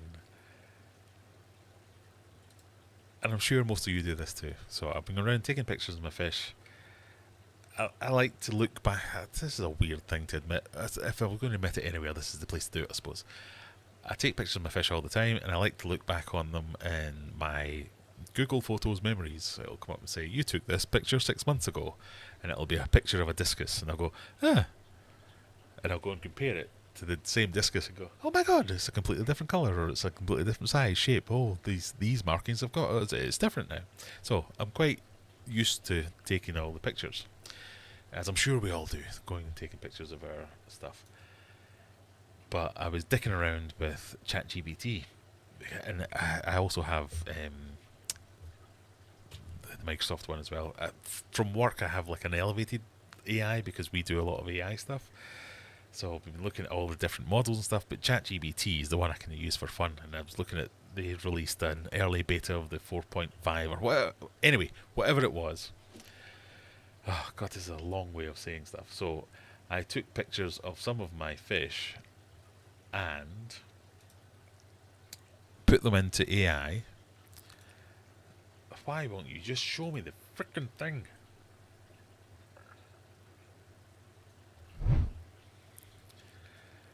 It spat out this. So this is a prompt. This is my actual fish. I took a picture of it. Said I wanted to. I mean, I'm happy to share the prompts if anyone wants. I can't remember exactly what they are, but it was stylize it as if it was a watercolor. Have a watercolor background that accents the colours in the fish. Pick out the colours in the fish and use it as a watercolor background. Stylize it as if it's a watercolor drawing, and it produced this. Now, ignore the price there. This is I've just set up an Etsy shop for some canvases and things, and that's just what they happen to cost. But I thought that was fantastic. It's now not going to work. But I've got all manner of them.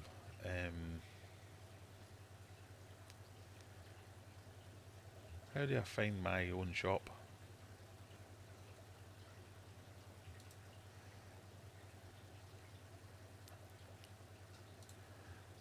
Like this. I can literally see this is one of my fish, but it's a really stylized version of it. I think that's pretty cool. I have that actual fish with those actual markings, and it's just done. Yeah, so I've made a bunch of things like mugs, canvases, whatever. And I know it's not art. I haven't done the art, but it is my fish. Those spots and markings are on one of my fish.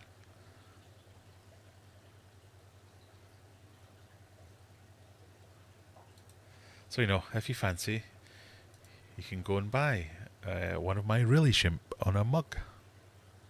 If it ever loads.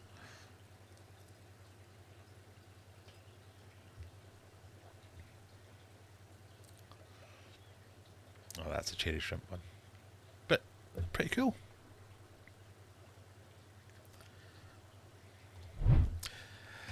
So, there you go. I thought that was fun. So I spent a lot of time doing that.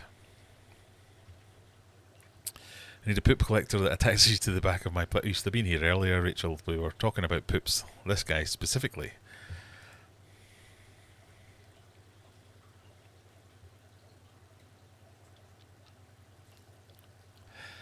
Stevie P, well, I still want to do a podcast. I just can't quite think to do it or get the confidence to... Just do it.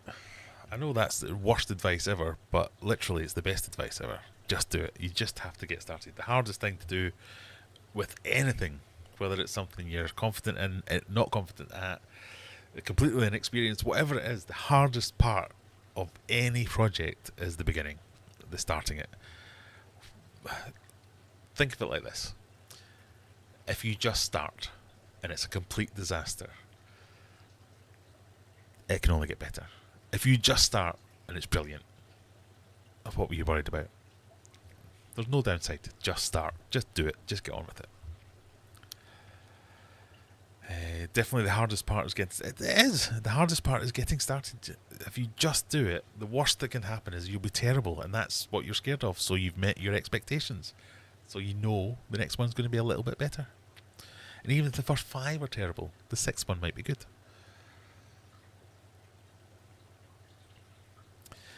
Brian watching your every hand movement is so funny. I know. He does not... He's not happy with me being... no gesticulating in my area. I don't know whether it's get out my area or... Have you got any food? You got any food?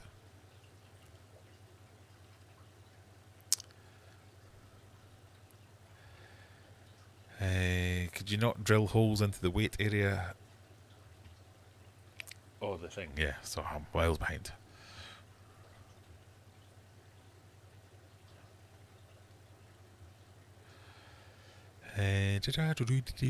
Fish Vet is in. Hello. Did you see your picture of your fish? My fish. Your fish.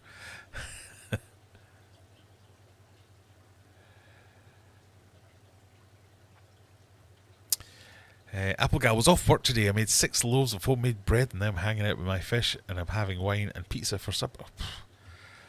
Carb City. I colour me jealous. Homemade bread. Stop the press. Graham doesn't know much. That sounds so mean, but I know you mean it with love. Wanker.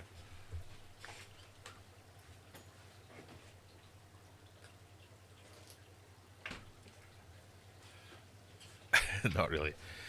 Right, beer number 4 for the evening. They're only little. Don't worry, Mum, if you're watching, it's fine.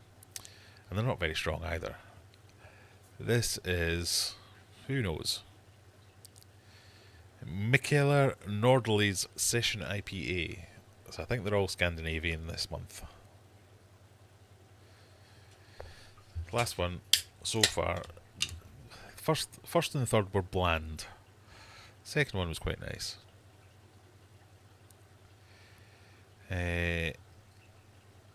Mandy says, I mean, I kind of want a 12-foot long discus tank, but I'm not handy. If you've picked up nothing from my videos, I am not handy. One of the main takeaways from all my videos is, I'm an idiot, and I did it. So if I can do it, you can do it. That's kind of my thing. That might be on a t-shirt one day. I mean, if I can do it. I think your videos are realistic though. The enthusiastic fish keeper videos are great. It's like Bill's Fish Room. I watch your videos and similar. Good. Well, like I say, there's something in everyone's videos for everyone. Finding time is one challenge, and then being in the proper headspace to record and not being exhausted / mush brain. Yeah, no, I get that. But if you do have time to just do something, just do it. There'll never be a right time to do things, so it's just whenever you've got time.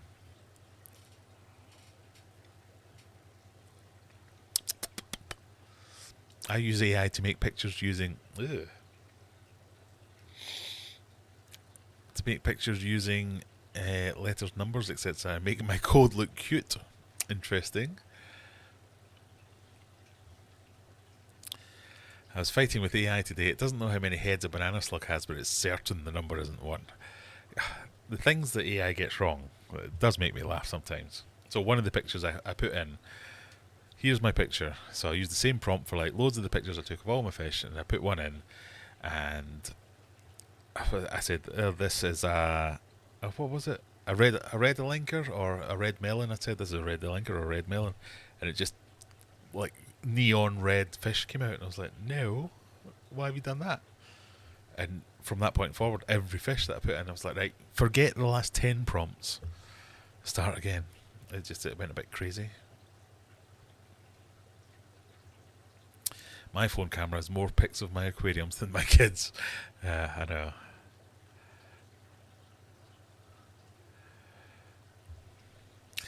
My thing with AI is removing work for artists, so I generally avoid it. Yeah, I get that. But at the same time, I'm not an artist, and I feel like I've done something artistic, so I made the base image. I just asked it to tart it up a bit. No, you're right. You're right. I can't go against that. Which AI did you use? Is it a paid one? It is a paid one, but it is a free one as well. So you could use. So it's ChatGPT. You could use the free version, but it would only give you like 2 or 3 tries at an image before it'd be like, nope, that's enough for today. And every time you do it, it's like, it's very busy, you know. Lots of people are making images. I'll get back to you in an hour. Where is it? That's a strange noise. Do you hear that? If you use the paid one, it gets on with it and does it.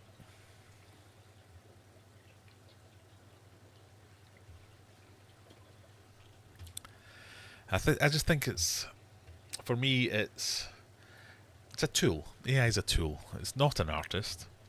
If I was to give it to an artist, the same kind of prompt of I want something like that, they would put their flair into it. They would put their experience into it, their heart, soul, love, whatever it is. They would put that into it. AI doesn't have that. It's only got your instruction. So if you get something that you're happy with it, to me that feels like your prompt is the art rather than the end product, or as much as the end product. Your prompt is the art. Because there's plenty of times where I've used AI for video thumbnails in the past, where I've made a thumbnail and just not been happy with it and said, right, make this better with better prompts than that. And it has, and it's done it. I was involved in that process by telling it how to make it better and what things I wasn't happy with and what things I wanted to improve. But at the end of the day, it is a learning model, so it's learning from things other people have already done. But don't artists do that as well? It's a hard argument to make that a digital inspiration is the same as a real life inspiration. Yeah, you go and look at the Mona Lisa and then draw a picture that's inspired by the Mona Lisa. AI looks at the Mona Lisa and makes an image that's inspired by the Mona Lisa. Everyone goes, it's very different things. It's a sticky slope. 35 quid's cheap for a canvas. It probably is. That's like, I don't think I'm making any money off that. That's just the price of printing the canvas and sending it to whoever buys it. So I don't know if that will be the final price. So if you want a cheap, if you want one of these on the cheap, get on there now. Aquarium Adventures on Canva. I don't have a link for you, unfortunately, but the store is live.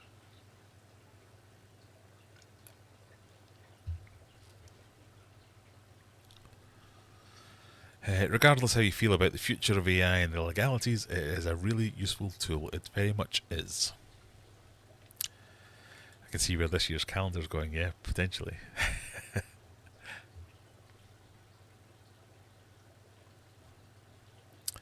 Right, we're going to do the quiz. We've forgotten all about the second quiz. Right, hang on, I'll get it up. This is the eliminator, where you get 10 questions, and if you get them right, you're in. I've got nearly 60 people still here at this time of night. That's a new record, possibly. A new post-COVID record.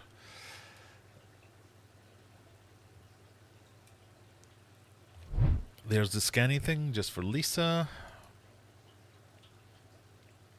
And in the chat will be the actual link.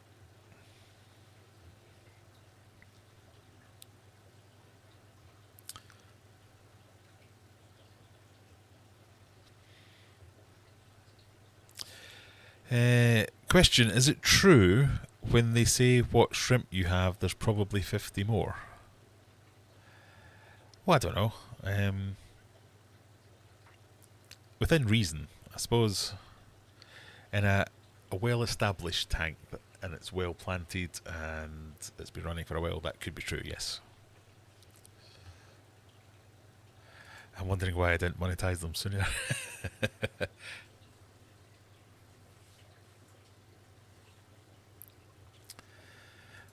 Fanter Fishing says, I have a reed fish missing in action this week. I think it might be in the sump somewhere. Operation Find Ready commences at 7 o'clock tomorrow. I found a fish today.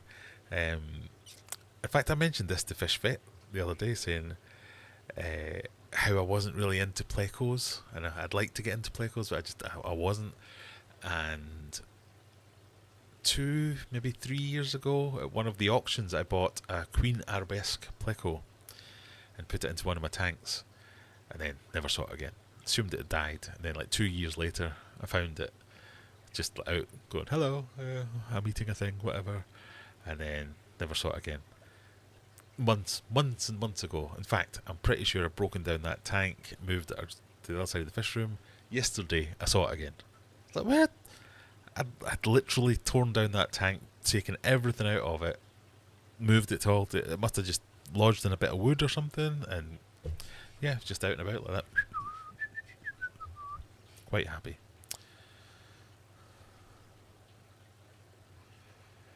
On the beer front, I shared last Fishy Friday with the brewer, the sinister one, and they're going to send me more beer.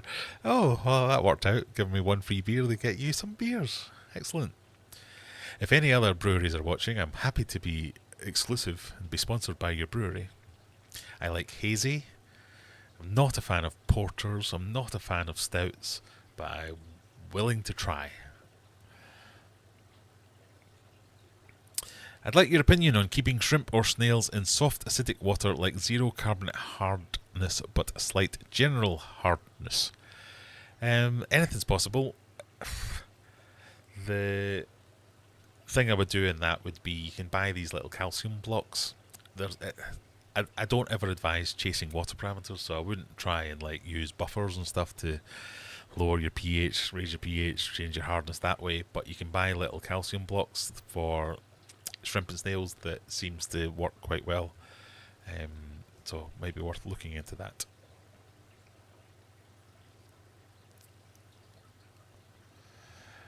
Did Graham just get the cat piss beer? I hope not. Well, they're all fine. Just a bit meh.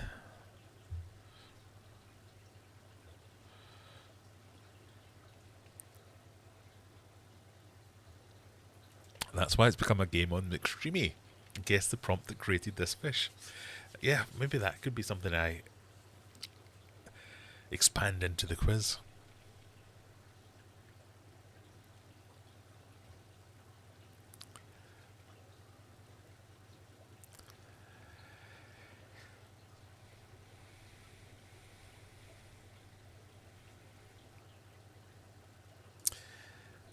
So, this is a comment that I think probably better explains my own rationalisation of this. The invention of photography put lots of portrait artists out of business, and then photographers became artists. It's no different. New tech will be used by artists of the future. Yes. I don't know if we're there yet, because I can literally take something that has no artistic merit. Like, I could go like that, not even look at it, take a snap of that fish tank, just go click, take a picture, download that, into ChatGPT and say, make this better and artistic. No other prompt than that, it could probably do something that an artist would spend hours making. So I don't think that counts. But when you have an idea, so I wanted something that was like a watercolour with the whole circular background thing as a watercolour with the fish in and out of it in a kind of superimposed, not superimposed, very stylized, as if it was a hand-drawn or hand-painted version of that fish. And that's where you get a bit dodgy, where you're trying to pretend to be something else. But that's what I wanted. I wanted that image, and it did it perfectly. And I did have to go through lots of prompt revisions and getting... So it's not like I just not look and see what happens, but something happened. So I had a goal. I went about my task to meet that goal.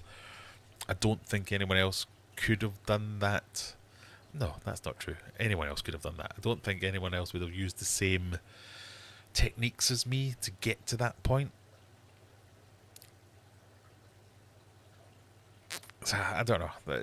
It's another one that I've looked at recently is the same argument about the artists with pen and pencil and paper versus photographers.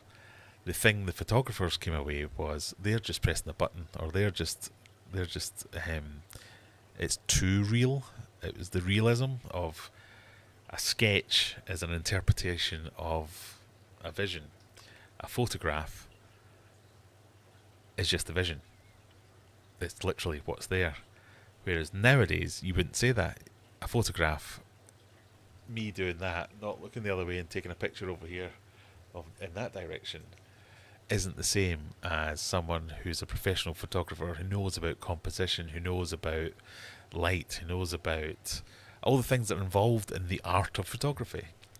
I think there will become an art of AI image generation, in that something that can be produced poorly and something that can be produced that you would consider worthy are going to be two very different things. Just like there can be a bad photograph and a good photograph, just like there can be a bad drawing and a good drawing. There's just a willingness to jump off with it. It's new, no, not having any of it, no. And I kind of get it, because it just seems easier. So much easier to take a picture of somebody than draw somebody. So much easier to say draw somebody than take a picture of somebody. So yeah, there'll be a while before it all works itself out. AI will definitely help raise the value of true creativity, originality, which AI can't do yet. I think it's, if it isn't able to do it, I think it's on the bridge of it, or the brink of it rather. Scanning thing for Lisa. Yeah, we've got 20 people in for the eliminator tonight. Are we about ready to go?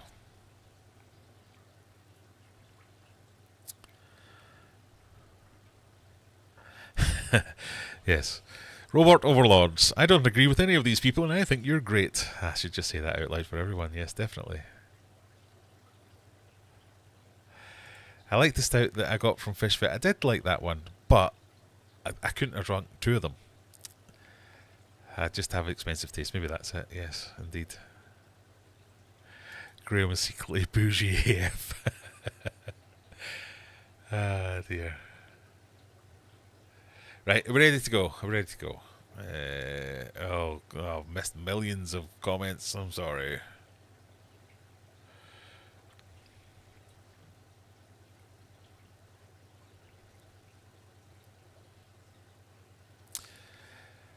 I've said my piece. I'm happy to be wrong, though. Are we ready?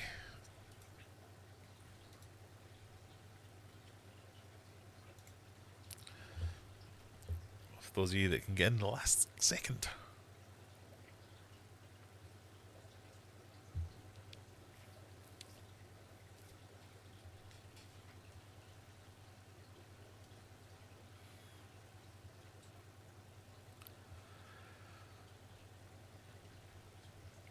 Which of these words is the correct plural form of goose? Is it goosen, goo, geese, or goosies?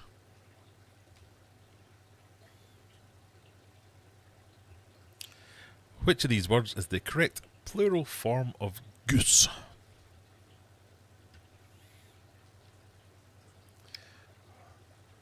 Oh, Lisa, almost missed it.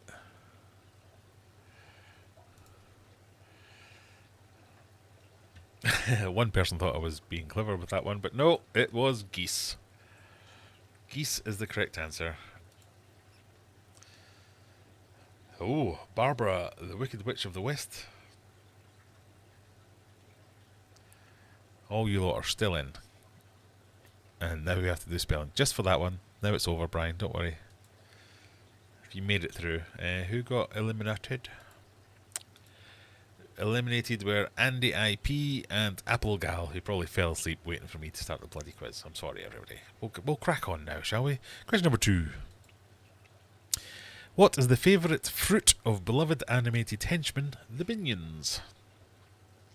Is it mango, banana, kiwi, or raspberry?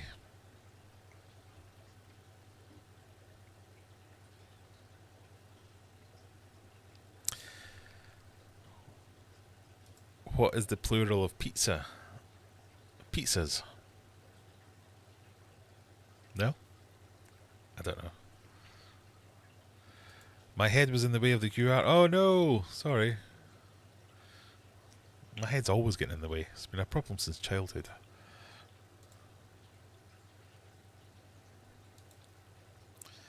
One person said mango, but everyone else was correct with banana.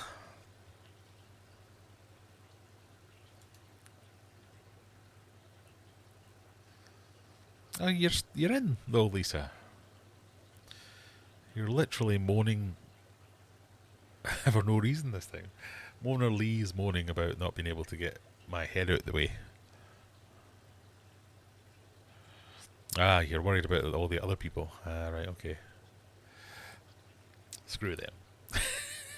Question number 3. Question number 3.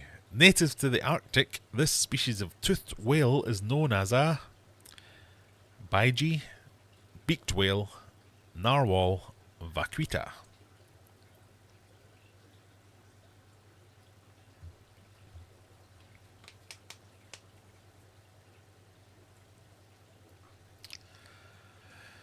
Isn't spaghetti like spaghetti? Yeah, like one spaghetti is a spaghetti or something like that. I don't know. What is it? What is it? What do we think? Everyone's gone narwhal. Everyone's correct. You're all still in. Question number 4. In Christianity, the Trinity consists of God the Father, Jesus Christ the Son, and Mary the Mother, the Holy Spirit, the Devil, or Mother Nature.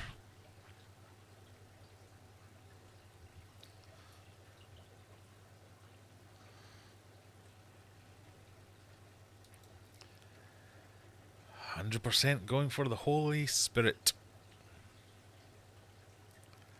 Correct. All still in. 16 survivors as we go into question number 5, where they traditionally start to get a little bit tougher, but we'll see how we get on tonight. Because I can't remember what the question is. Good luck. What social media platform launched Reels in 2019 to compete with TikTok?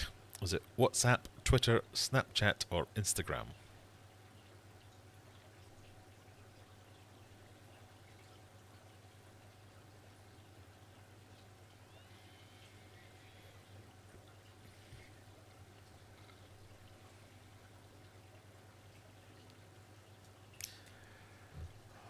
Oh, we've got some dissent in the ranks. One WhatsApp, one Twitter, but it was Instagram.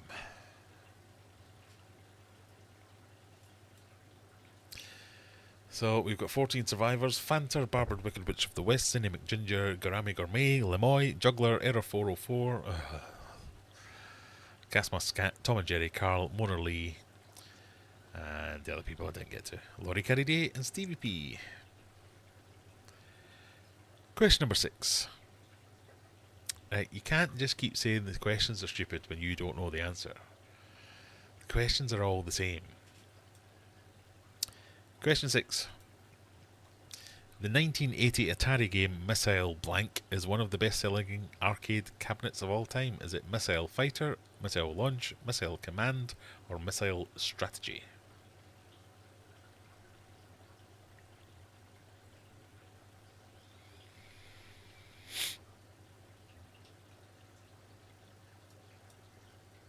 Oh, we're losing some people. 1 said Missile Fighter, 2 said Missile Launch, 1 said Missile Strategy, 9 smug people said Missile Command. 69%. Whoop whoop.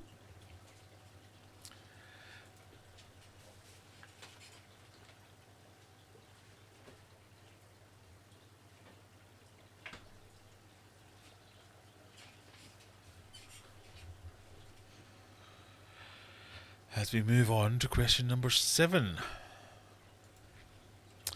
Which of these westerns does actor Clint Eastwood don a poncho as a bounty hunter with no name? Hang 'em High, High Plains Drifter, Outlaw Josie Wales, or The Good, the Bad and the Ugly?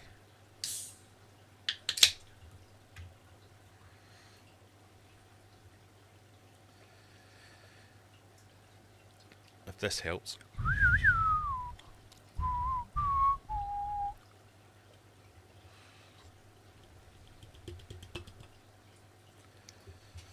Probably didn't help in time.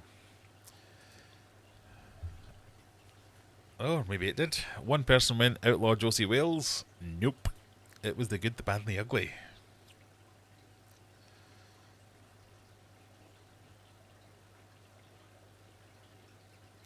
Who said C? Brian said C. The Outlaw Josie Wales. The only one with a name in it.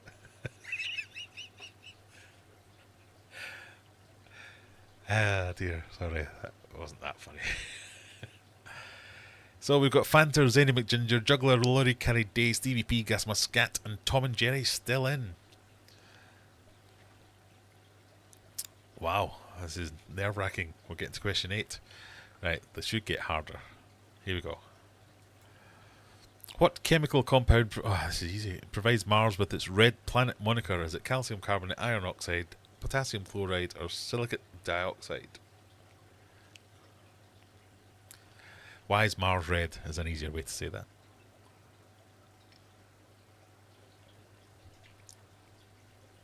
Ooh, that's interesting.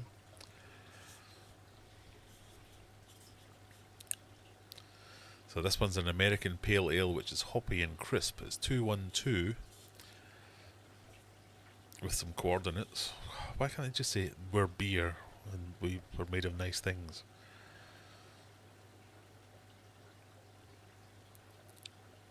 Oh, that's got a bit of a tang to it that is not nice. Piney hop note. That's what it is. It's the piney I don't like.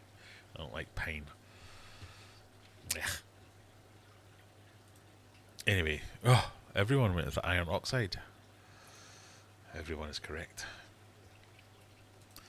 So everyone is still in, with only 2 questions to go. Right, let's hope this catches some of you. Question number 9. List these lines of latitude around the Earth from north to south. Furthest north at the top. Antarctic Circle, Tropic of Capricorn, Arctic Circle, and Tropic of Cancer. So you've got a bit more time. You've got 45 seconds. Put them from north to south, top to bottom.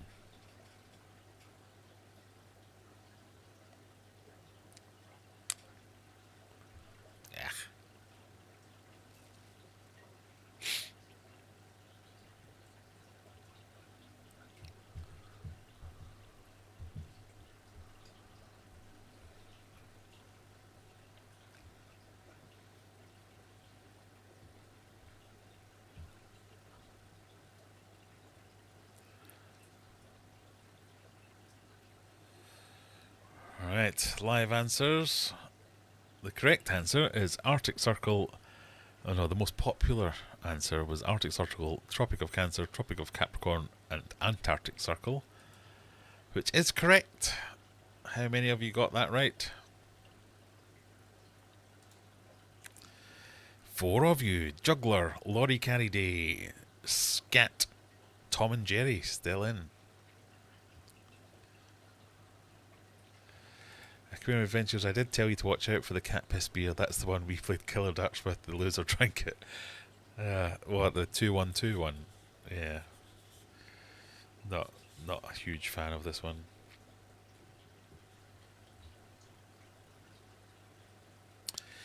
Dang it, says Stevie P. No Lordy Things this week, right? Final question, 4 of you in it.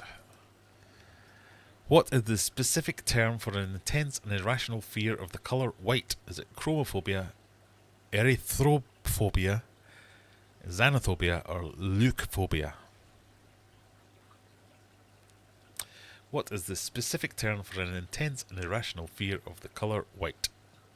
Chromophobia, erythrophobia, xanthophobia, leukophobia.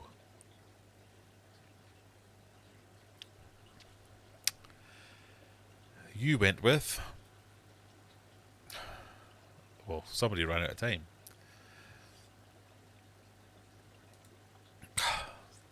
Too easy. Too easy. Right. Tie-break situation. Did I mention we're doing tie-breaks now? Yeah. Tie-break situation. Let me get a bit of paper. So as I can't cheat.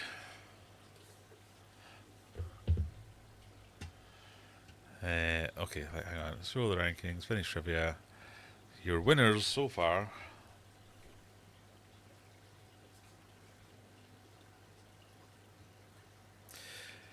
With 10 correct answers, Rachel. With 10 correct answers, Rebecca. With 10 correct answers, Juggler. Woo, woo, woo, woo.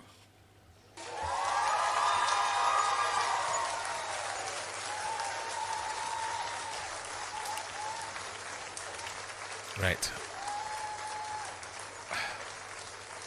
So you're all winners. All you've won so far is like a hearty well done. What I'm going to ask the 3 winners to do now, to see who actually gets a thing, is I'm going to write down a number, and the number is going to be I wrote this down somewhere else. I'm trying to remember where it is so I don't have to write it again. But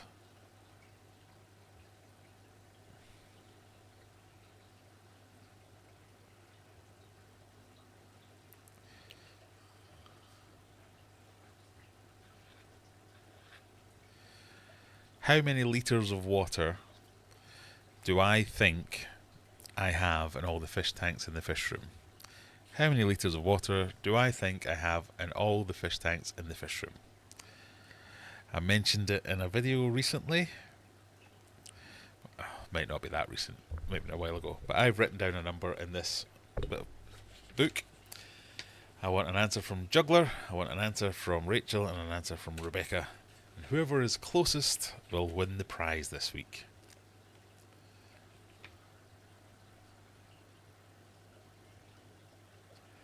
Is that like the pub that flashes the lights to say it's time to go home now? Brian, you're not one of the winners.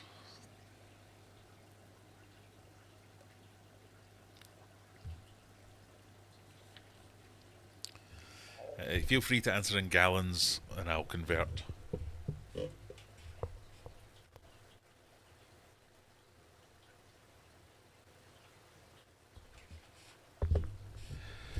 Right. Rebecca says 4,000 litres. We need an answer from Juggler and Rachel.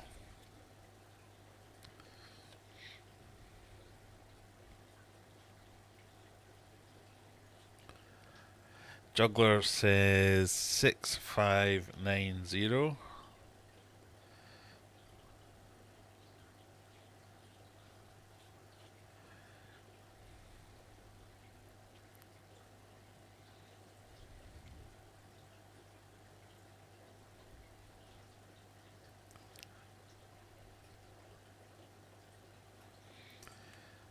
Come on, Rachel. You can do gallons if you want. Oh, I hope you're not going gallons with 7,000. 7,000, which is...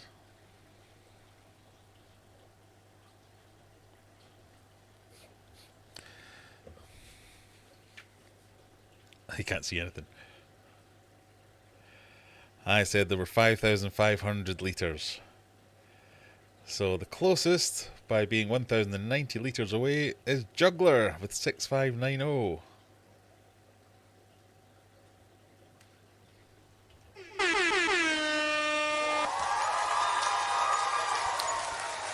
I mean, I don't know that I'm right. That's just me guessing and adding everything up. But that's what I said. Or that's what I thought. I almost put the mic away rather than the book. So, well done everyone. If you... where's that gone? There we go. If I get... I might send some stickers out. You sure I said 10,000? No, I don't think so. Maybe I'm wrong. But I did write down that number before I showed you, so that's what was going on.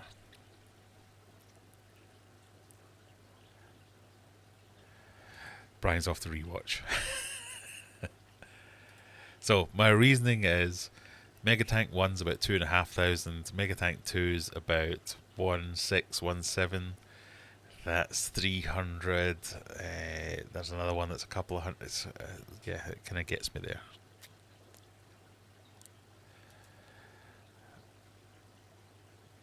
Draw what he has drawn. What AI prompt has Graham thought of? I know. In fact, I wonder if we could ask AI.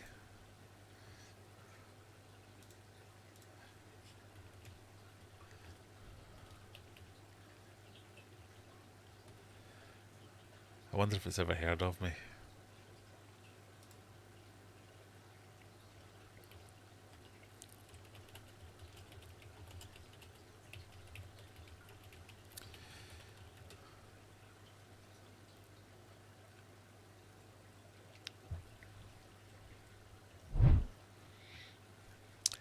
So I've asked if have you ever heard of Aquarium Adventures?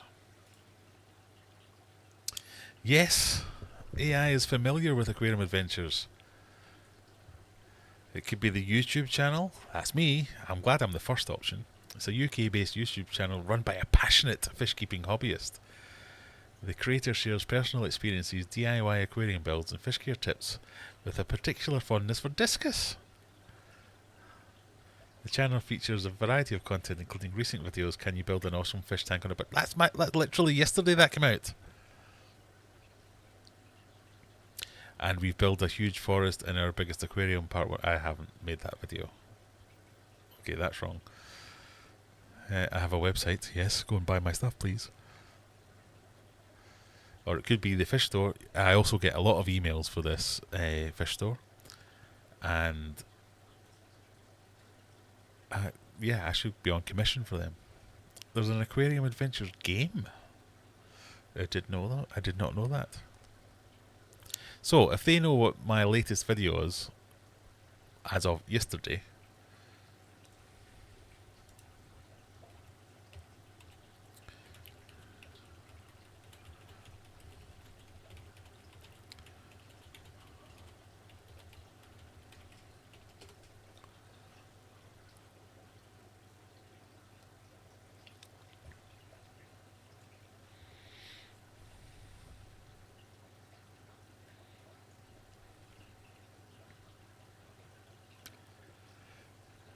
who's this?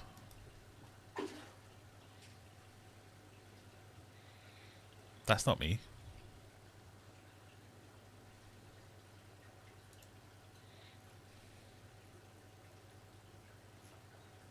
Oh, I've closed it by accident. Hang on.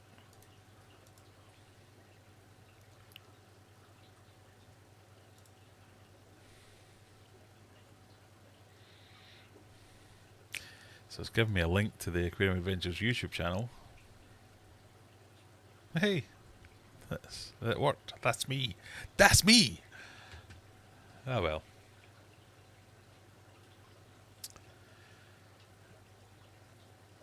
I blame Brian. I was going to say 5,000, but his comment made me think that was too low. Juggler's celebrating all the way through. First time you've done full 10 in the eliminator, is it? Well done.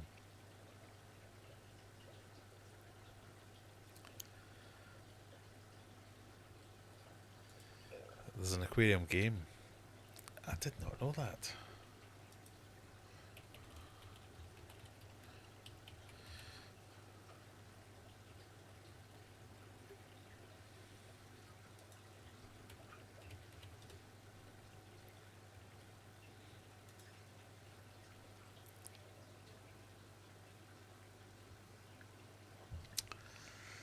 Ah.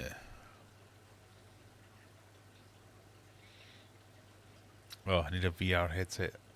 I've got a VR headset. I could play that.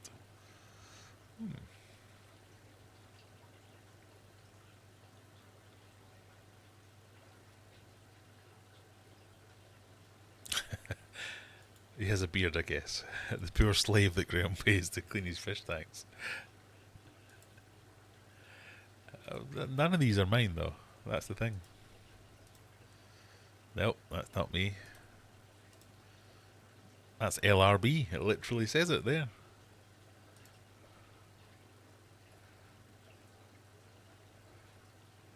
Do you think I should ask it if Aquarium Adventures is any good or not? Or that's just asking for trouble.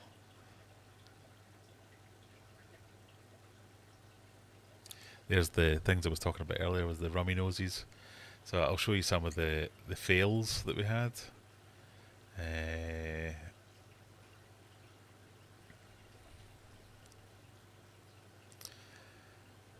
This is me trying to do Brian. It just kept ignoring all my prompts. Just going, nope, this is a giant gourami. And I'm going, no, it isn't. Yes, it is. In fact, this is what it started with. So I took a picture of Brian, who is not orange, and it could not be convinced not to make a Brian, an orange version of Brian. Even Brian was pissed off about it.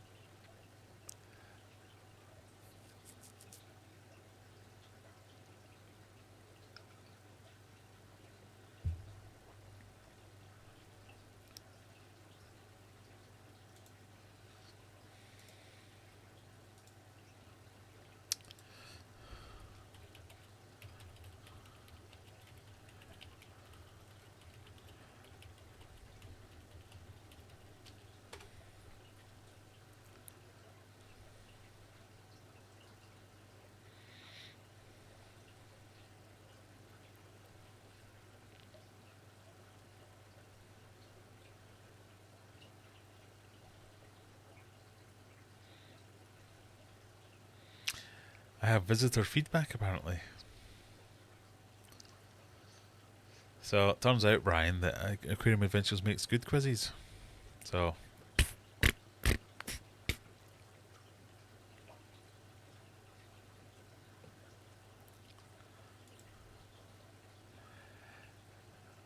the AI seems to struggle. I asked it to draw a pleco and none looked much like a fish. Well, that's what I mean about you have to be good at the prompting. And I think a good thing to do is to use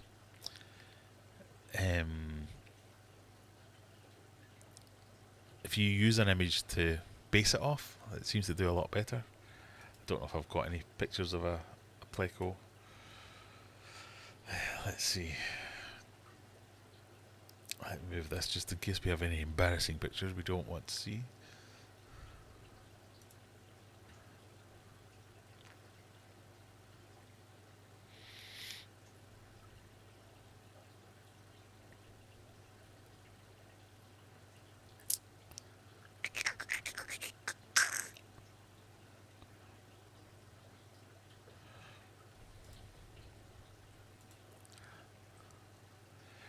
Right, I'll show you an example.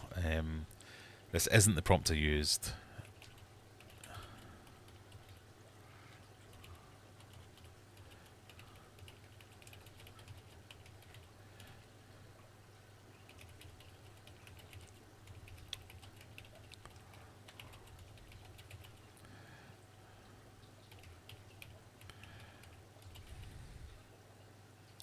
Can't spell.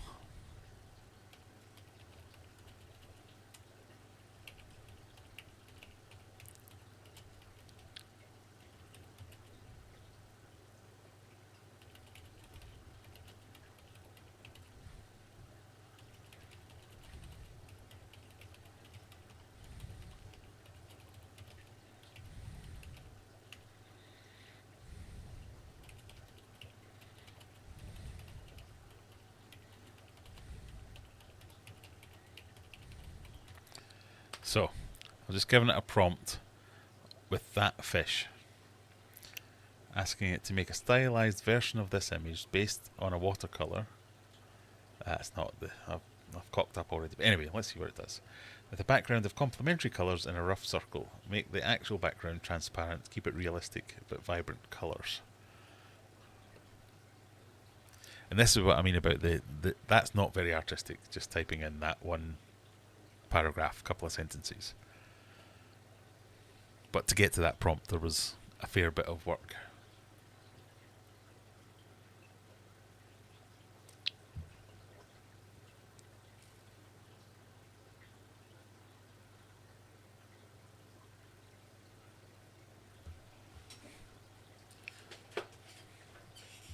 So you can do this with the free version, it just takes a bit longer.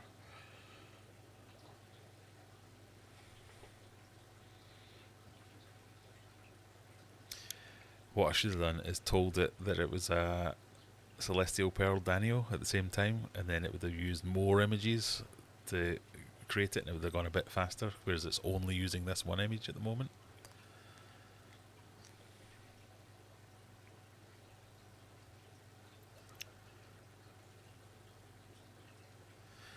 And there you go. That has become that.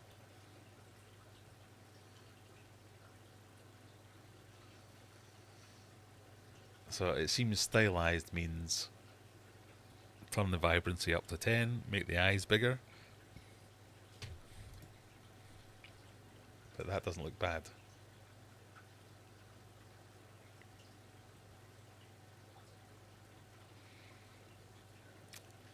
It's a hell of a lot better than it would be if I tried to draw that picture.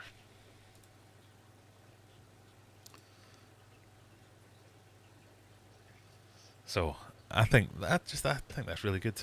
That's, if you loved CPDs and you kept the CPDs, you might buy that and be happy with it. I think that's pretty cool.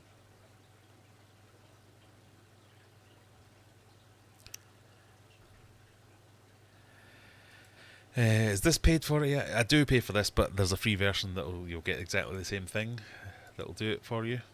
ChatGPT.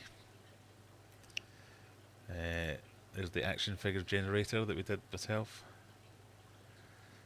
Should we try and do me again?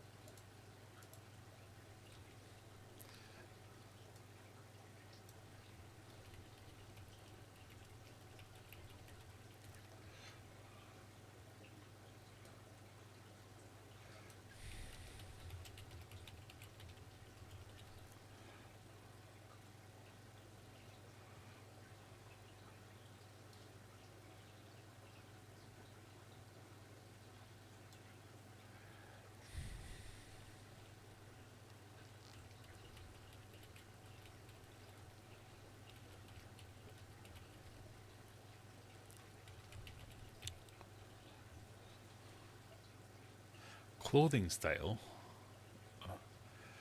Should I be in a suit? Go for streetwear.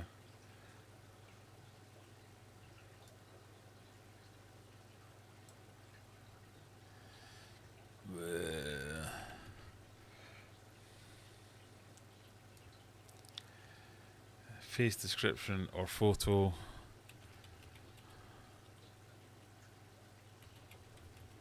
I don't know if this will work, just saying photo attached and then I attach a photo. Upload from computer. And a picture of my coupon. Let's find me.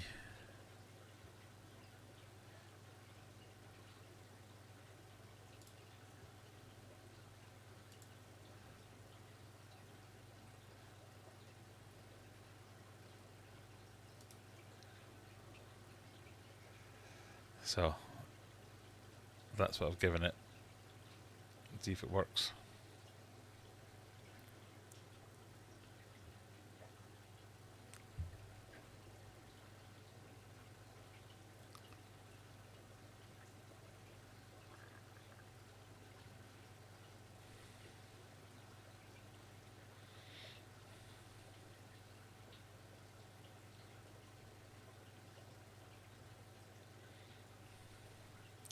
Thinking about it.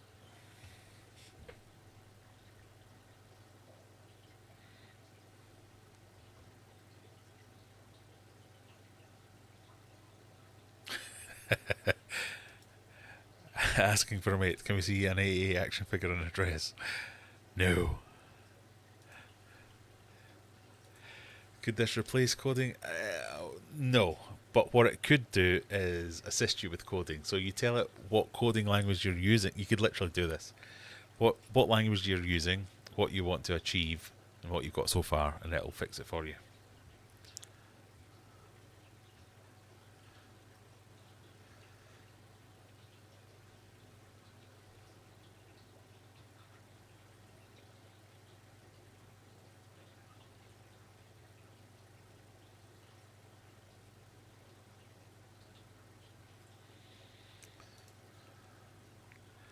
There we go.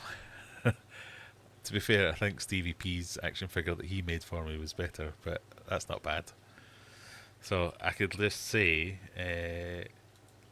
liquid rubber, they put it in that kind of pipette thing. So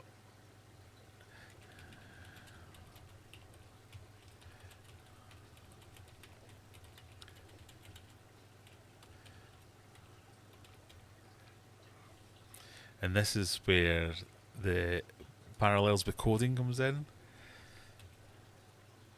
Sometimes you can give it a very simple instruction like change the liquid rubber container to a bucket. Whereas if I was to do that with code, I'd have to find that string anywhere else that string was referenced. Whereas I can just type in that sentence and it'll do it. Sometimes though, it'll just stick a hippo in there, and you're like, "What? Why have you done that? I never said that." Sometimes it'll make my head green. You're like, "Oh no."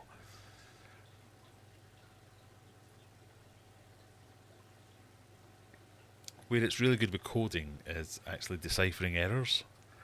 So if you trying to compile something that just doesn't work, and you either can't be bothered or you don't know how it's broken or where it's gone wrong, you could say find all the errors and suggest fixes. It's all about the prompts that can really help you out.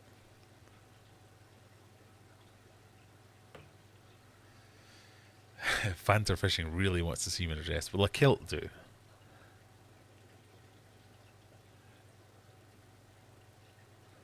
See, like that one, it's made me even more smiley for some reason.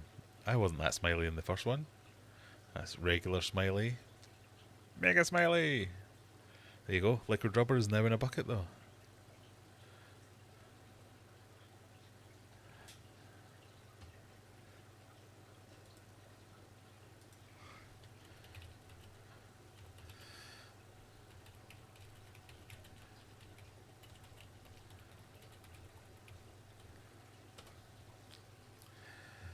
There you go. Just for you, Fanter Fishing. Let's see if it gets the tartan right.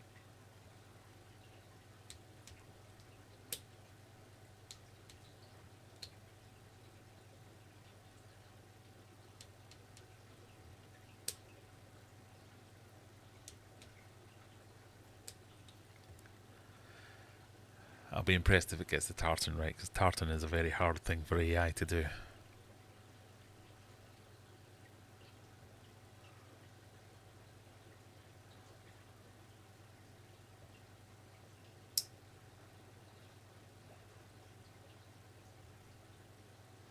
Ooh, a Grahamina action figure. That could be next week.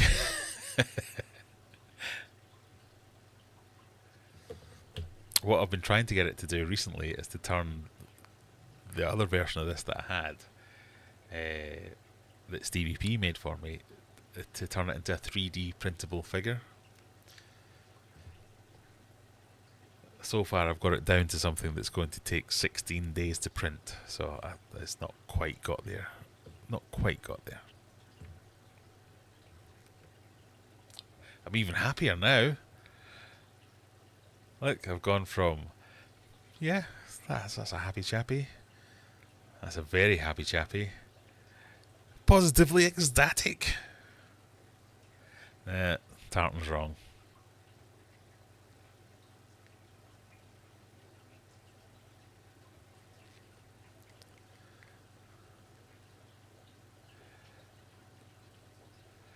Not bad though. It's definitely a kilt.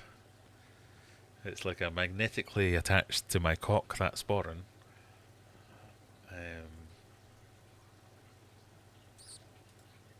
Oh, that might be the dress tartan actually. Oh yeah, it is.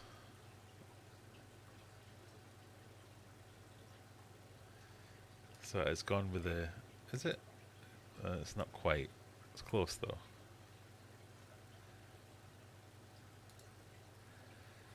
That's the care tartan I know. No, that's not the care tartan I know. That's the care tartan I know. That's what my wedding kilt's made out of. Like this. That's my actual wedding, the hunting tartan. That's the one. I have a kilt. It is made out of that. There were some raised eyebrows in Las Vegas when I turned up at the wedding chapel wearing that. So I wonder if I say no.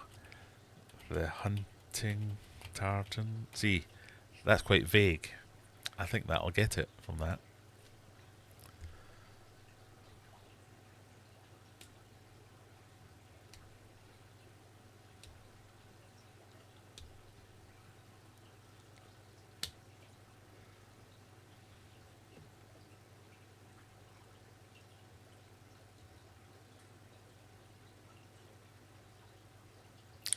Let's see how it gets on with this one. Surely in Las Vegas people wore all sorts. Yeah, especially the guy that married us. He was dressed as Elvis. Do you? Take him? Do you? Take her? I need to get myself a VHS because I've got my wedding video is on VHS in a drawer upstairs. I'd love to see that again.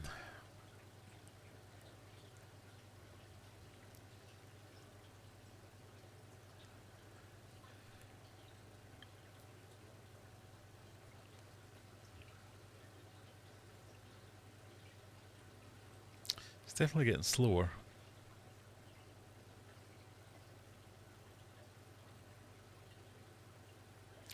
This is like the old days of the internet. Remember like 1997 internet? It was dick, dick, dick, dick, dick, dick, dick. I love how I'm getting happier with each picture. I haven't told it to do that.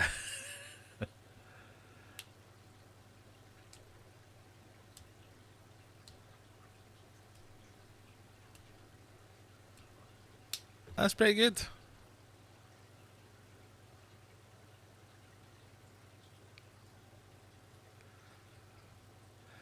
My hand's getting higher, so I love that.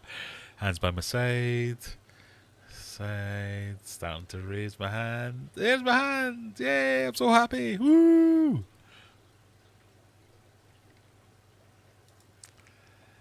So there you go.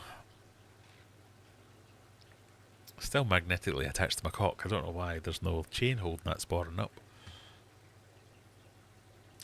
But I love how I gave it a picture of my face and it's just automatically assumed that I'm a fat bastard. Thanks for that.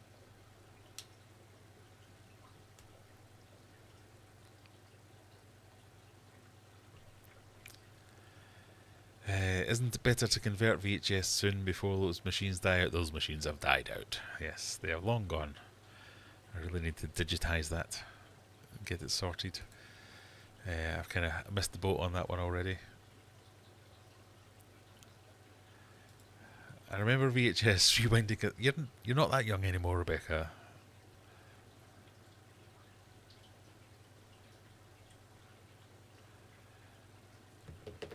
Graham's PC goes back to the Stone Age when it connects to VHS. It's not that old.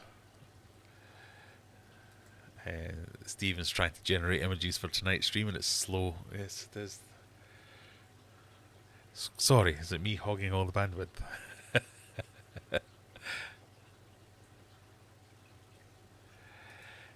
Can you make them real? So that's what I'm working on. There is... So Bamboo Labs have a 3D printer, but I have one of them that they will take... they'll take images of a person and try and create a 3D model of it. In fact, I'll show you how far I've got so far. No, that's not how you spell it. Oh, God.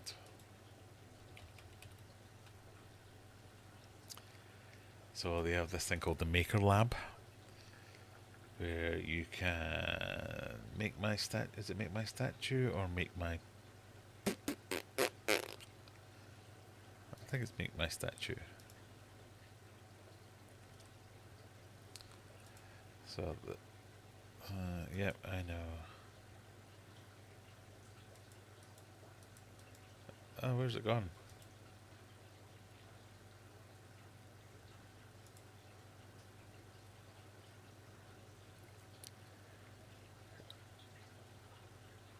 Oh. No, I've already done one of these. Maybe it wasn't that one.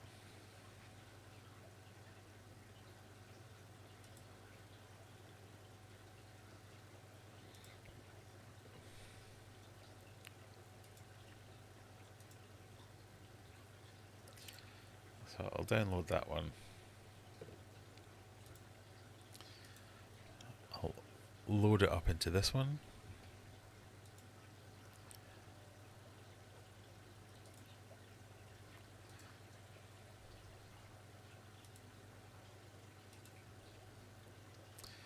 And it will sit for 15 minutes thinking about it.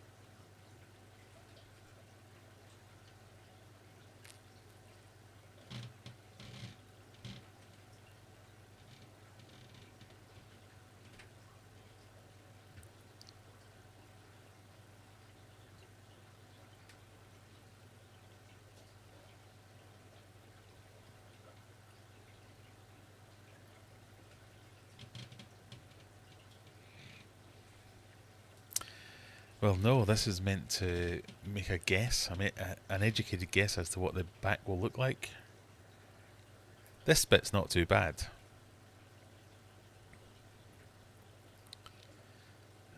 Well, the last time I tried it anyway, this bit wasn't too bad. I actually created a 3D model, but when I brought it into a slicer to actually print it, I was like, yeah, this will be 72 days and 14 hours to print. And then when I finally actually printed it, it printed a cone. That was it. I was like, what the fuck? So you have to do some jiggery-pokery with the detail settings to find a slice that will actually print the details without going too far.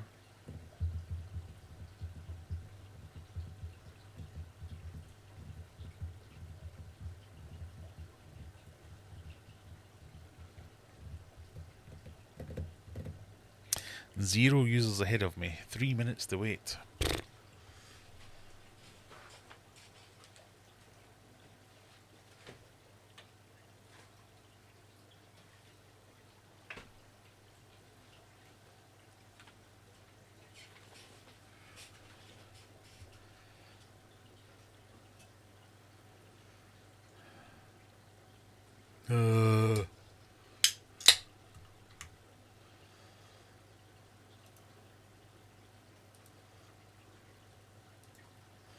Crashed. So that happens. I wonder. Could I find?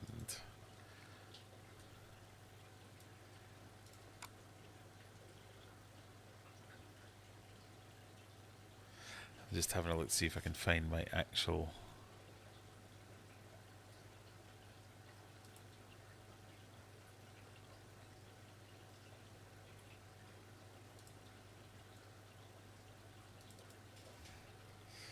So with this, I tend to use, because this is Bamboo Labs Maker World, I use Bamboo Studio as my slicer for it.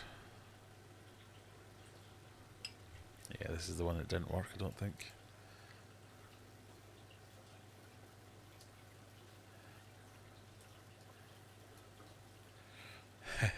So, for instance, this is the one I spent like hours and hours refining to get something that looked like me, and then when I came to slice it, this is what it looked like. It's just like a cone. Oh, brilliant. No, we don't need to save that. Let's see, is there a better one?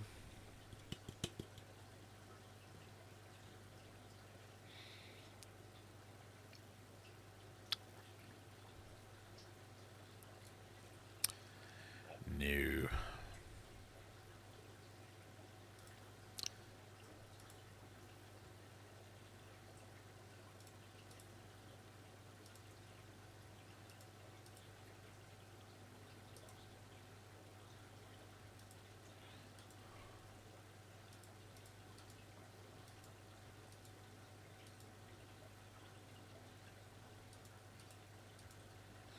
Ah, well.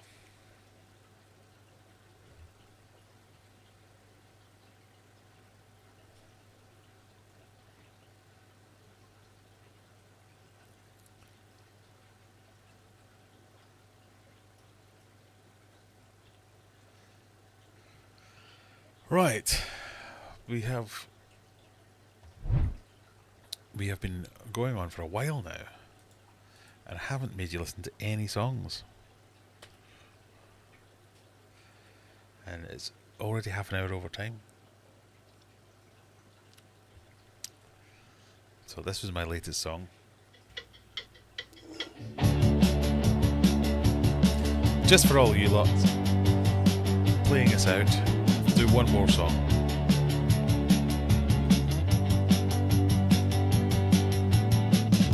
The budget aquarium doesn't scrimp on style. A beautiful aquascape that will last a while. Underwater we create a new world. Don't call it simple, call it classic.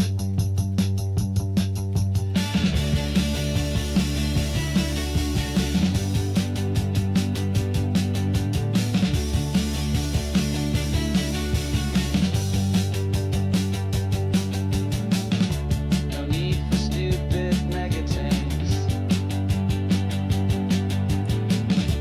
Stingrays, discus, no thanks. Keep control of crazy projects. Don't call it simple, call it classic. This is what fish keeping is all about. Super simple for all to enjoy. Don't break the bank, don't get overwhelmed. Don't call it simple, call it classic. Tiger barbs, they put on a show. Guppies too, you ought to know. Don't need no discus snobs in here. Don't call it simple, call it classic.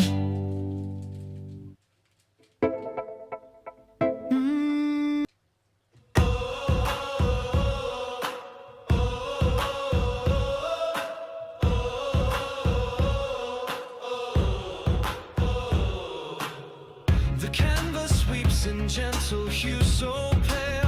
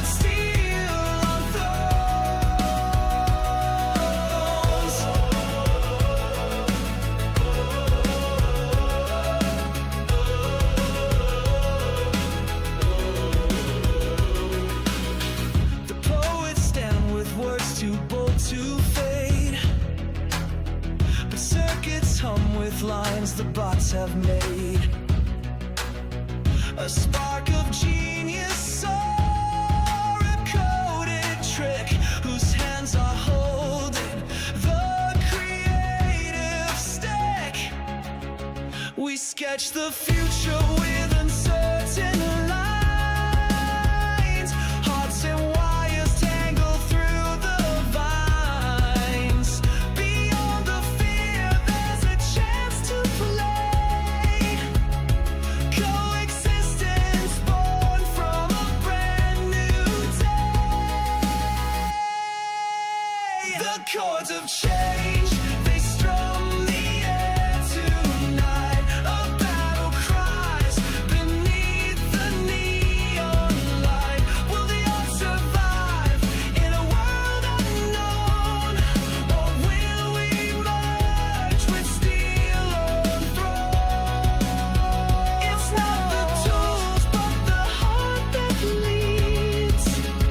Can they outplant the same human seeds? The echo whispers, but the soul won't part. Humans will always bring life to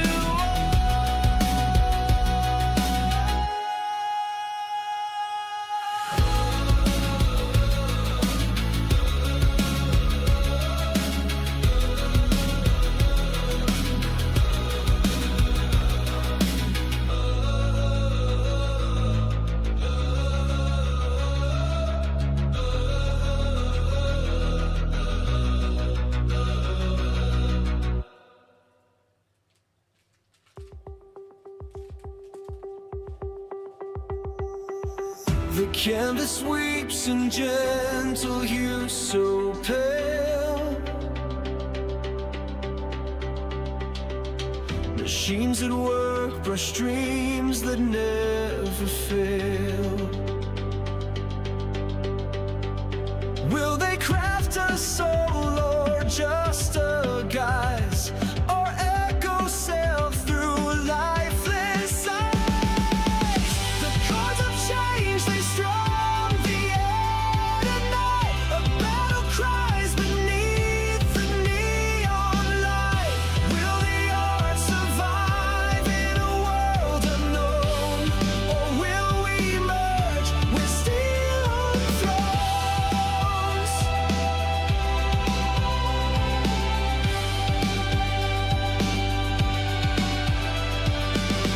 The poets stand with words too bold to fade, but circuits hum with lines the bots have made. A spark of genius or a coded trick whose hands are holding the creative stain.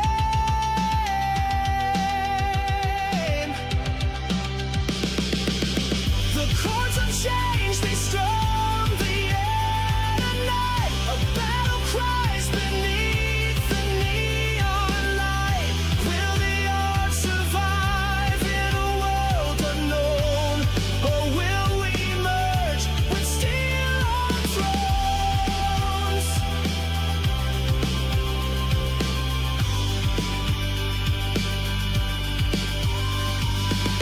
We sketch the future with uncertain lines. Hearts and wires tangle through the vines. Beyond the fear, there's a chance to play. Coexistence born from a brand new day.